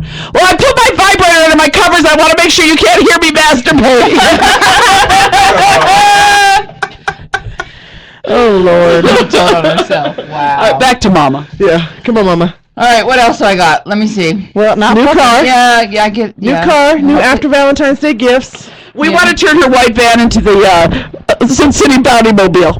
Yeah, we're discussing that. Yeah. Put a car wrap on it. Car wrap on it. But yeah, making him wait. I don't know. It might have some good things because with the videos that I have up now, I have 106,500 something or other. And making him wait made my leg hurt really fucking bad. And there's 3 more videos coming. So. Woo! Woo! So where did he put your leg? Behind your head? I don't know. It fucking hurts so really bad. If you see, I'm having an issue sitting over here. I'm like trying to lean out, and it's. Are your biscuits and gravy on fire? No, my leg is hurting. I'm like, just push it over. Help me. I can't move my leg. And then I fell asleep, and he was laughing at me because he said, "Well, your leg was still over your head." He said, I duded him. I was like, I duded you? He's like, yeah, you know, like how dudes, you know, they fall asleep and shit. Like, that's what you did. You're like, that was great. Right, yeah. Mama was so upset because the bar ran out of amaretto last night. Ooh, because Mama was there drinking. No, I didn't even get any. I went to go get a drink. Well, the PLP drank it all before you got there. Probably. That's why she was so happy and wrapping her head in scarf. And the PLP was setting up dates last night. In the parking lot? Because that's what she does. PLP, for those of you who are just joining us, the PLP stands for Parking Lot Pimp. We have one in our repertoire. If you want to make out in the parking lot, just go see the PLP and she'll arrange that for you. She went over a fender in no time. No time. Oh, and I have a couple more things too. I like that my confidence is somewhat inspiring others. That's good. And I've had 2 instances this week. One of the girls at work, she actually went on POF and she had a date. But I mean, it wasn't the fact that I've never been on POF, so that, you know, these girls always talk about it. But it was the fact that I was talking to her and I was like, just do it. You know, what's going to be the problem? And she did. And he was a dick. They always are. Her and I were comparing to make sure it wasn't what I had dated. POF is only 1 letter away from POS, and we all know what that fucking stands for. Well, this motherfucker got her on the date and was nice for the first 2 hours, she said. Then he was like, let's go fuck. You gonna suck my cock, bitch? And she was like, yeah, motherfucker. And he's like, and you're I a said, whore. okay, as long as you don't call me tomorrow. Hey, wait. His line to her after the fact was, I'm not going anywhere. Oh, yeah. And neither are you. Whoa, that sounds like a threat to me. No, it was just like, I'm not going anywhere. Like, In other words, she fucked him like he wouldn't call her the next day. I don't know what that meant. But and then I had an instance last night, which was kind of cool. One of the girls, I think everybody kind of knows her, but she is talking about doing a photo shoot. Ooh. And she was like, I saw you guys' pictures, and it was so beautiful, and I want to do one now. She's like, will you go with me? And she'll get naked with you. Sure. Because that's how Mama rolls these days. I like that part of this, that it's like, you know, when you can make fuck a them girl, if they can't take a joke. You know what I'm saying? It's Right. like, Yeah, you're do right. you if that's what you want to do. when after looking at you and what you do, a girl looks at herself and goes, I can do that too. That makes you feel good. Yes. And I mean, I don't think I'm bad to look at. I'm just saying the point is, you know, that my confidence is coming out. You're the and sexy that, one. And that You are. Whatever. You're a little sex pot kitten fucker. You are a little sex pot kitten. Okay, whatever. Shut up. Whatever. Anyway, that was her core ghetto girl coming out. I lose sound. So then I have two more things. You know, we've been talking about. Okay, let me tell you about my funny story last night. Okay, do one. Make it quick. We got to take a break. Okay, getting pizza for the kids last night, and so this dude is watching me. So I'm like, so I look up at him. I'm like, what the like? Face? You checking him out to see if he's worthy of a hall pass? I don't know. No, jack out face. No, he was watching me, and I'm like, and then so They're his jack out opening faces. line was, "Is that an iPhone 5?" So it wasn't jack off face for you. It was nerd off face. Jack off face. I don't know. So I go, yeah. He says, you like it? I said, yeah. He goes, they're expensive, huh? I said, not if you don't buy it for yourself. So that was what, and he just kind of looked at me like, what the fuck? And he walked away. You should have said only if you're not sucking dick to get one. Isn't that what you did? Yeah. Her husband? Well, don't matter. But. She don't gotta tell him that part. Wait, now Right. Just maybe keep the maybe if I mystery. had a second date with somebody, I might get a nicer phone. That's right. See, there are benefits. If you could at least make them think they're in a relationship with you. You might get a coffee at first, at least. At least some coffee. Make them think Goddamn they're in a relationship Starbucks. with me. I could probably do that. I could probably be fake really it. good at that. Well, no, I don't think faking it is the deal. It's, Well, here's the thing. It's about having a positive attitude. If you have a negative attitude, people tell you all the time, fake it till you make it. Fake it till you have a positive attitude. I always have a Pretend you're positive happy. attitude. So pretend you're in a committed relationship until you actually are in a committed relationship. Till you make it. Then I'd be cheating on him! on your fake boyfriend make George. sure it's an open relationship. Oh my god. Because this Fake is that it. you're in a committed polyamorous You guys don't relationship. understand. This has really been like fucking All right, with me. so now we're taking a break. Yeah. What's up? Take us out. You're listening to Curvaceous Bounty of Sin City on Vegas All Net Radio. We'll be right back. You heard the song and you heard me say, big girls rock, and you got it all, girl, and nothing they're not.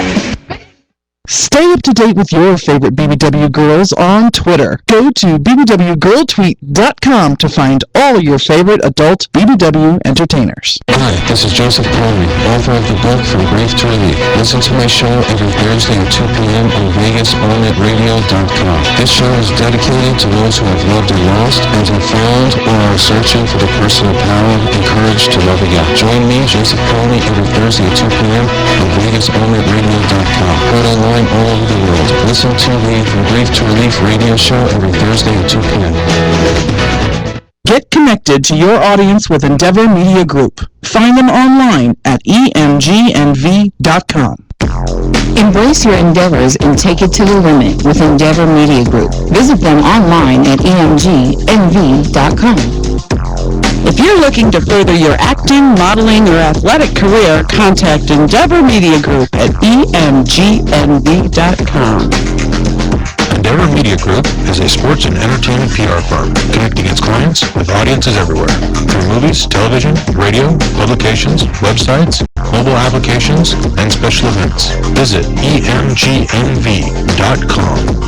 EMG represents clients of all sizes and in a variety of industries. The firm works with companies, organizations, famous individuals, and political groups to advance their interests, manage communication-related matters, promote products and services, handle issues, and mitigate specific problems. Visit Endeavor Media Group online at emgnv.com. The honorific Smash debut album, Yay, is gonna make you wanna say, just gotta sing to make the world ring. Just gotta sing to make your mind up. With hits like Just Gotta Say, Just gotta sing, only in my dreams.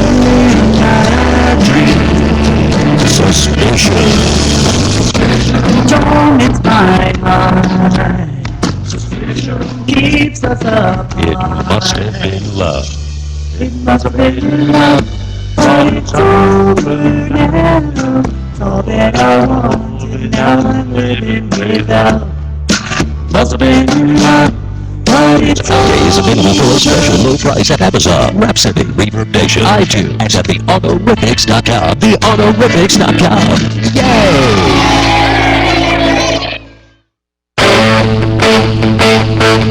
This is Danny Vegas. Hey everyone, listen up. The D-Man is finally in the 21st century and I am now on VegasAllNetRadio.com. Everyone knows I am straight up. So log on and dive in straight up noon every weekday on VegasAllNetRadio.com. I'm going to bring coolness back to business. Hi, this is Stacy, the Doxy Diva. And Sam, host of the new Hot Diggity Dog Show. Join us Saturdays at 10 a.m. as we talk about various subjects as they relate to dogs, such as health and wellness, training, responsible pet ownership, current news, rescued pets, pet events, and special guests. So let us educate and entertain you on Saturdays at 10 a.m. here on Vegas Allnet Radio. Let us bring out the dog in you. Hot dog! She got me in this room thinking I feel like shit. Now I'm barely breathing. I know I fucked up. Got caught cheating. Welcome back. You're listening to the Curvaceous Bounty of Sin City on Vegas Allnet Radio. We are having a great show. I do want to give a shout out to somebody new that just popped in and found out, if Sin City Bounty's the place to be if you want to laugh till you pee. Miss G, welcome to our show, and we hope that we'll see you around. She fits right in. She's giving advice in chat already. Oh, we love that. We love that. Our chatters have their own little life. They do. They are bonded in that chat room. In fact, actually, let me do a quick shout out.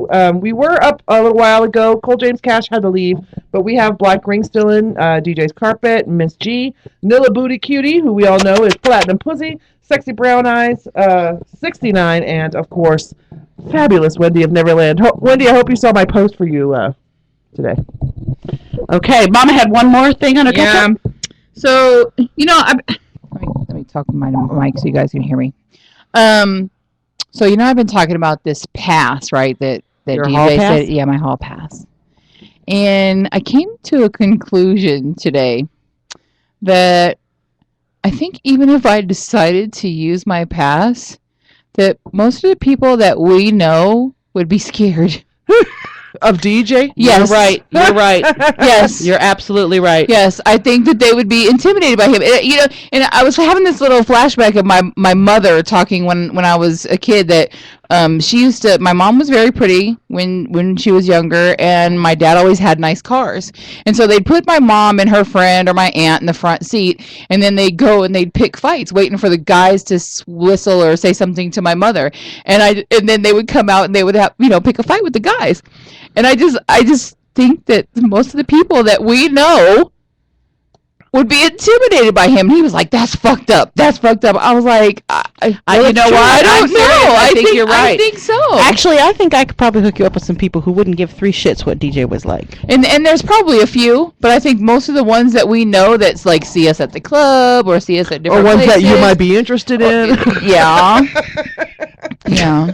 That is an important part of the. And then the more I tell my story, they're like, "Oh, that's so nice that he would do that for you. That's so nice." I'm like kind of really intimidated by the situation now. I'm like, a minute ago when I was just thinking whatever. Yeah. Then, when they think you have a piece of shit person and yada yada yada, they want to jump all over you. But Yeah, when they think that you're going behind your husband's back to fuck them, they think they're it's all hot. about it. But when they know your husband's totally okay with it, they're like, "Nah, I don't want to hit that." And I'm you're kind like, of intimidated by that. I kind of not really feeling that because Whatever. I think it's all like admirable and shit that he's like wanting to do that for you, but I don't know.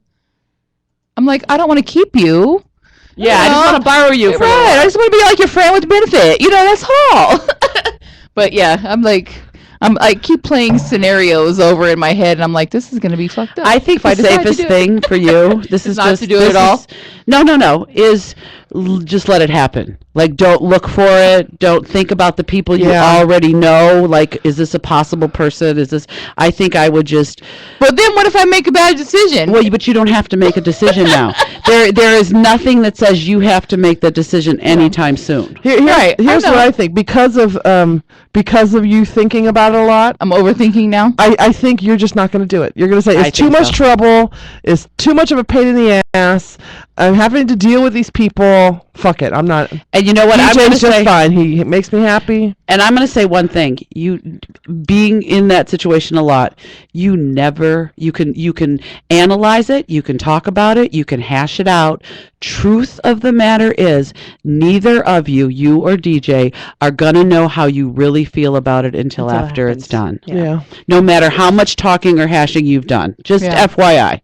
Yeah, well, I thought about that too. I thought about, if it ever did happen, it may only happen the one time and it may never happen again. And we'll just like, you know what, that was fucked up. Right. And we don't like that. And shit, I might say on to the next one. Shit, I don't know. I don't know. I'm going to tell you, you know what? I'm going to tell you what I think you'll find out. And for me, who has slept with, a lot of men. Right. You have been with DJ a long time. Yes. And he knows your body. He knows how to satisfy you. And you know him. He's got the combination. You get with a new boy, I guarantee you will probably not have an orgasm. I mean, I'm not saying for a fact, but I'm just saying it's not going to be the same. Or because it's so different and new.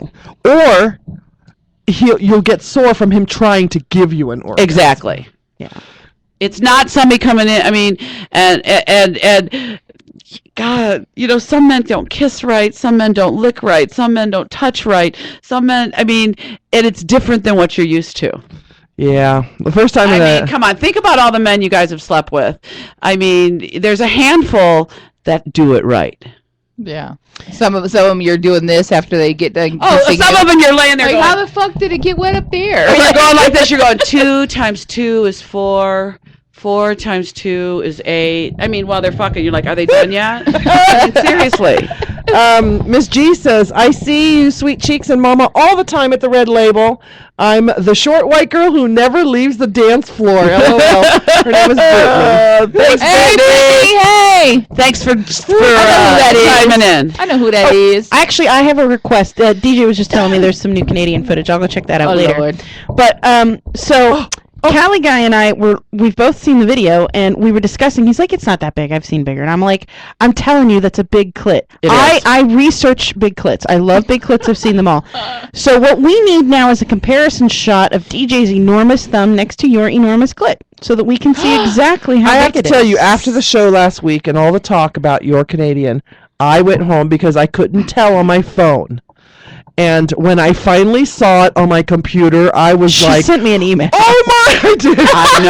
Oh my God. Bitches were emailing I've never, about me you know after what? the I've show. never seen anything like that. I know. What the hell does that mean? I've never seen nothing like that. No, I'm serious, and I've licked some pussy in my life. Callie Guy, can you log in and give me the name of that weightlifter chick that's also got an enormous clit? And then here's the other thing. It looks like a penis. Because it's got the little mushroom head on it and everything. It's awesome. It's my never favorite seen anything little like smoky. that. I know. Oh my Never. God. On a girl, I've never seen it either. I have. I've seen it on men. And I've licked some pussy, and I never licked a pussy like that. I want to suck on one. It is that fascinating. It is fascinating. It is absolutely It is. fascinating. It's I love beautiful. them. I want to wash it. I want to name it. I'm going to trim its hair. To be your best friend. I want to watch you wash it. I want to watch you. You sound like Elmira. Yeah. You know who that is? I want to hug it and squeeze it and rub it and pull it, George. I do. I know who Elmira is. Oh God. Have you ever been with a man that just went, damn? No. Okay, just ask him. I think most men don't stuff out like that. Although now that you guys have made such a big deal out of it, DJ's actually Kind of obsessed with it? He's like, am I eating pussy or sucking a small dick? I'm like, I was like, fuck you. Fuck you know what? You should get some specialized footage and put it on those websites that Sierra goes to. Yes. Yes. You have got to. She can't even talk. If you want to make some money. Yeah. Yeah. So You can make a lot of money on those sites Okay, too. yes, I'm So up. there's a weightlifter girl who also has an enormous clit, and everyone knows her. Well, everyone in the big clit community. I've only seen her pictures. In the big clit community. I'm Yes. I'm So tweeting. So I'm a BCC. Callie got yes, you are. You're in the BCC. Yeah, you're in the BCC. Her name is Denise Masino. That's Masino. If you Google it, you really have to look with her. Yes, you have to look for a photo where her clit is like fully engaged. It is a pretty big clit. I mean, she could have penetrative sex with it. Does your clit get bigger when you're having sex? Yes. It gets. Don't they all? Yes. Well, they do. I can feel mine. Get bigger. Yeah. But when your clit's this big, getting bigger. Like if your clit starts out this big, how big does it get? Yeah, if it starts out the size of the tip of your pinky, but ends up the size of your thumb, then you have what's called a little smoky. A little smoke. But if you're like me, and I have all this big, juicy, fat pussy, but I just have like a normal clit, and that I want a big. I am obsessed. But I've with been big told, clits. I've been told that my clit's easy to find. Like some girls' clits are not easy to find. I but have my found clit, girls whose clits they have like an any fucking clit. Yeah. It's like you gotta like peel back layers of everything. mine's just to like find a tiny perfect little nubbin. pearl. It's so easy to find. Yeah, It mine is. Yeah. It's great. It's not a penis. Yes, is I it? have clit I have a envy. pearl, not a penis. Yes, I have. But clit you're envy. very lucky, Baba, because that thing is beautiful. It is. I have penis envy. I want a penis. I want to have a penis. I want to know. All what right, sex Mama, of a you got penis any more is like. ketchup for No, us? I'm All right, good now. That Sierra, was you got it. some I'm ketchup? done. I do have some ketchup. I burnt my tongue on fake cheese. How the hell did you do that? Wow. Fake cheese doesn't even melt. No, well, some fake cheeses kind of melt, but you have to get them to 812 degrees fucking Kelvin That's just why to you get burnt them your to. tongue. Yes, that's exactly why I burn my tongue. Because I make these like fake quesadillas with my fake cheese because I can't have real cheese because my gallbladder fucking sucks. And I made one and I was eating it and I ate it a little too fast and I burnt my tongue, and now I burnt it like last night, so everything I eat tastes like burnt tongue because my tongue is fucking burnt. Good news is it heals quickly. It should be gone by tomorrow or the next day. Yeah, that's so. the good news. Yeah. So I burnt my tongue on fake cheese because I can't eat real cheese. And because the shredded fake it's called fat-free cheese. I don't really know that it's cheese, because it doesn't taste like cheese and has the consistency of like shredded newspaper. I really just use it when I put it into my tacos and stuff. I'm really just using it for like Aesthetic looks. Yeah, it's just for aesthetics. It's just for like a mental bolstering, like, oh look, there's cheese on here. You may not be able to taste it, but it looks like cheese. Wendy of Neverland wants to know what was fake cheese doing on Callie Guy's penis. Oh, that's so funny. I would never put fake cheese on his penis. I wouldn't real cheese. You know what? That's what I wouldn't bought zero carb bread this week. It's disgusting. Oh my god, it's like fucking cardboard. Like here. Yeah, it's like chewing on paper. worst. Zero anything. I is got like 2 loaves chewing if on anybody wants them. Yeah, they're not good. Free. Make a bread pudding or something. No, I tried everything. I think like, if I grill it, Add or a bunch of toast sugar it. and Yeah, what's the point of that, right? up to it. Yeah,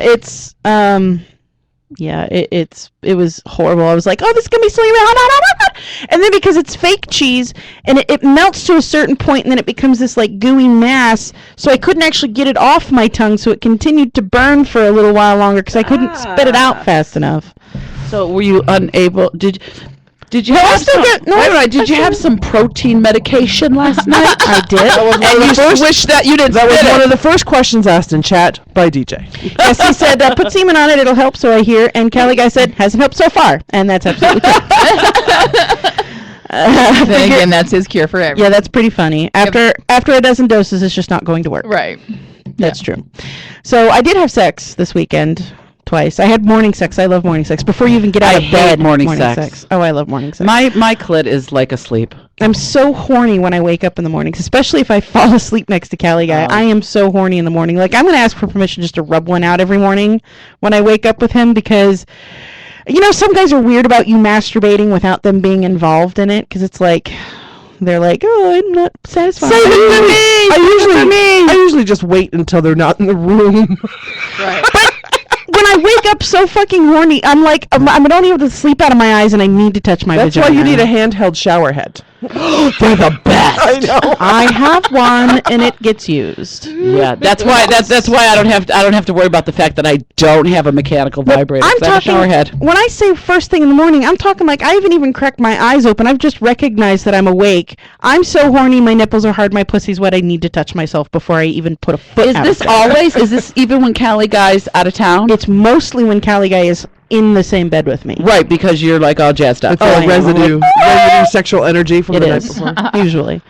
So yeah, like I need to masturbate a lot. And then, so we had morning sex. So is he, wait, did we ever answer the question if he's okay with you masturbating in bed next to him? I haven't asked yet. Oh. That's just something that occurred to me this morning because I woke up so fucking horny again this morning after riding his cock for a really long time.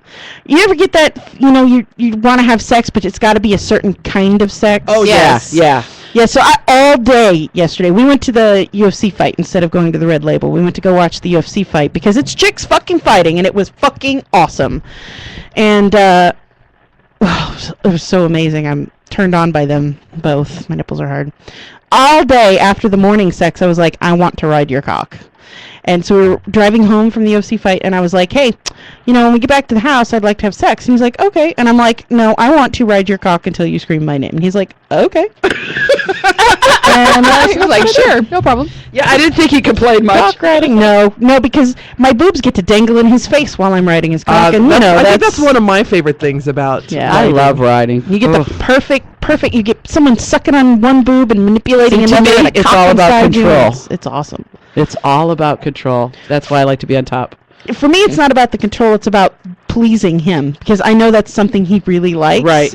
And because I can actually do squats on him rather than just sit on my knees. I can get on my feet and squat up and down for quite a while. And that just blows his fucking lid. Just I think one of my favorite things about that position is watching their face. Oh, yeah. Oh, yeah. Especially when they get real close and they get all squinchy and they're like, oh, squinchy. Oh. That's the only way to squinchy. Do the sound effect again. Only way to describe it. I hate when guys don't make any noise when they come. Oh. No, I hate it too. I fucking hate that. I hate it when they don't come, they don't moan, they don't talk dirty, And it's they like, just lay there. I think they came. You know what I mean? But I like that. When they come. Yeah. That was very werewolfy. By the way, we're totally having sex when I get back tonight. I've been watching Being Human. Yeah, I'm already getting texts from horny butt. I'm getting he's talking about it right in here. He's like, he must be using Hootsuite because he's also posting in chat. I know. Yeah. He's learning the multitasking thing. Miss G wants to know, does he make that face too? Yes. And then He does. she also hates it when guys are quiet. Well, and it's that I'm pulling. It's not just like a pained face. It's like I'm putting every ounce of energy I have into this orgasm face. Right. I love that. Right. Me too. When they're like, "This is the last time I'm gonna come inside your pussy," and you're like, love that face. Sorry. I'm really horny right now. I have been so horny for like 3 days. Show's over. It's like, fuck me in the morning, fuck me in the afternoon, fuck me in the evening, fuck me for breakfast, fuck me for lunch, let's do brunch, let's do a snack in the middle of the day. It's so hard for you to eat right now. You gotta fill that time with to fill in a void. Snack. You know what's my ridiculous is because I've had to change the way I'm eating. It's ramped up my metabolism, and because the food that I eat it digests quicker than normal people food because there's nothing in it to fucking digest. There's no fat, there's no protein, there's no nothing. I'm hungry every hour. I am snacking all day long, and I've lost damn near 40 pounds. Milla Booty Cutie Platinum says, you're drooling. I am. I'm wiping drool off of my face because I'm totally getting more cock tonight. Just so y'all know, Callie Guy's getting laid this evening. By 11 p.m., his penis will be in my vagina. Thanks. As I'm watching House of Lies on my DVR, I'm like, think of my vagina. Sierra's getting fucked right now. Exactly. I'll think of you. Yeah, good. I'll rub one out in your honor. We don't. Well, fuck, I took up a lot of time with that. All right, we only got a couple minutes left. Your turn. What's the catch up, Miss Alexia? I had sex this week. It was great. Good. Lots of kisses. Lots of kissy texts from my baby. Those are my favorite. I love for those guys who, like Andre, who can't give their girls attention, Kissy Texas all day long, out of the blue for no reason. I had to ask, did I miss something? Something again? I did. I asked, did I forget something again? No, I just wanted to tell you that I loved you. Kiss, kiss, kiss, kiss, kiss. Aww. As long as you don't forget his fucking birthday. He did cook dinner for me. Nice. Which he does on occasion, not as often, but and it was fucking good. I'm like, I need to make him cook dinner more often. Because it was really good. It's always better when somebody else cooks for you. You're right. DJ says it's only 2 weeks until your 12th anniversary. Oh, we got moving in together. A lot of shit happening. Yeah, I saw that Mike's birthday's coming up. We're going to try to get together for dinner on Wednesday. Your birthday's coming up next month. It's going to be good. Your anniversary's coming up. Well, St. Patrick's Day is it's one of our anniversaries. It's the anniversary of us moving in together, and so he feels that that's like the day that we joined our lives. So that's why he feels that's one of our anniversaries. Cool. Hour before getting late anniversary. Right. Oh lordy. Alrighty. It's been a great show. It has been a great show. Wow. All right, guys. Next week we've got Bree from Well-Rounded. Thanks to our guests, Lance, and to Cole James Cash. That was a lot of fun. This is Alexia, Mama, Sweet Cheeks, and Sierra wishing you all a good night. And remember, fuck often.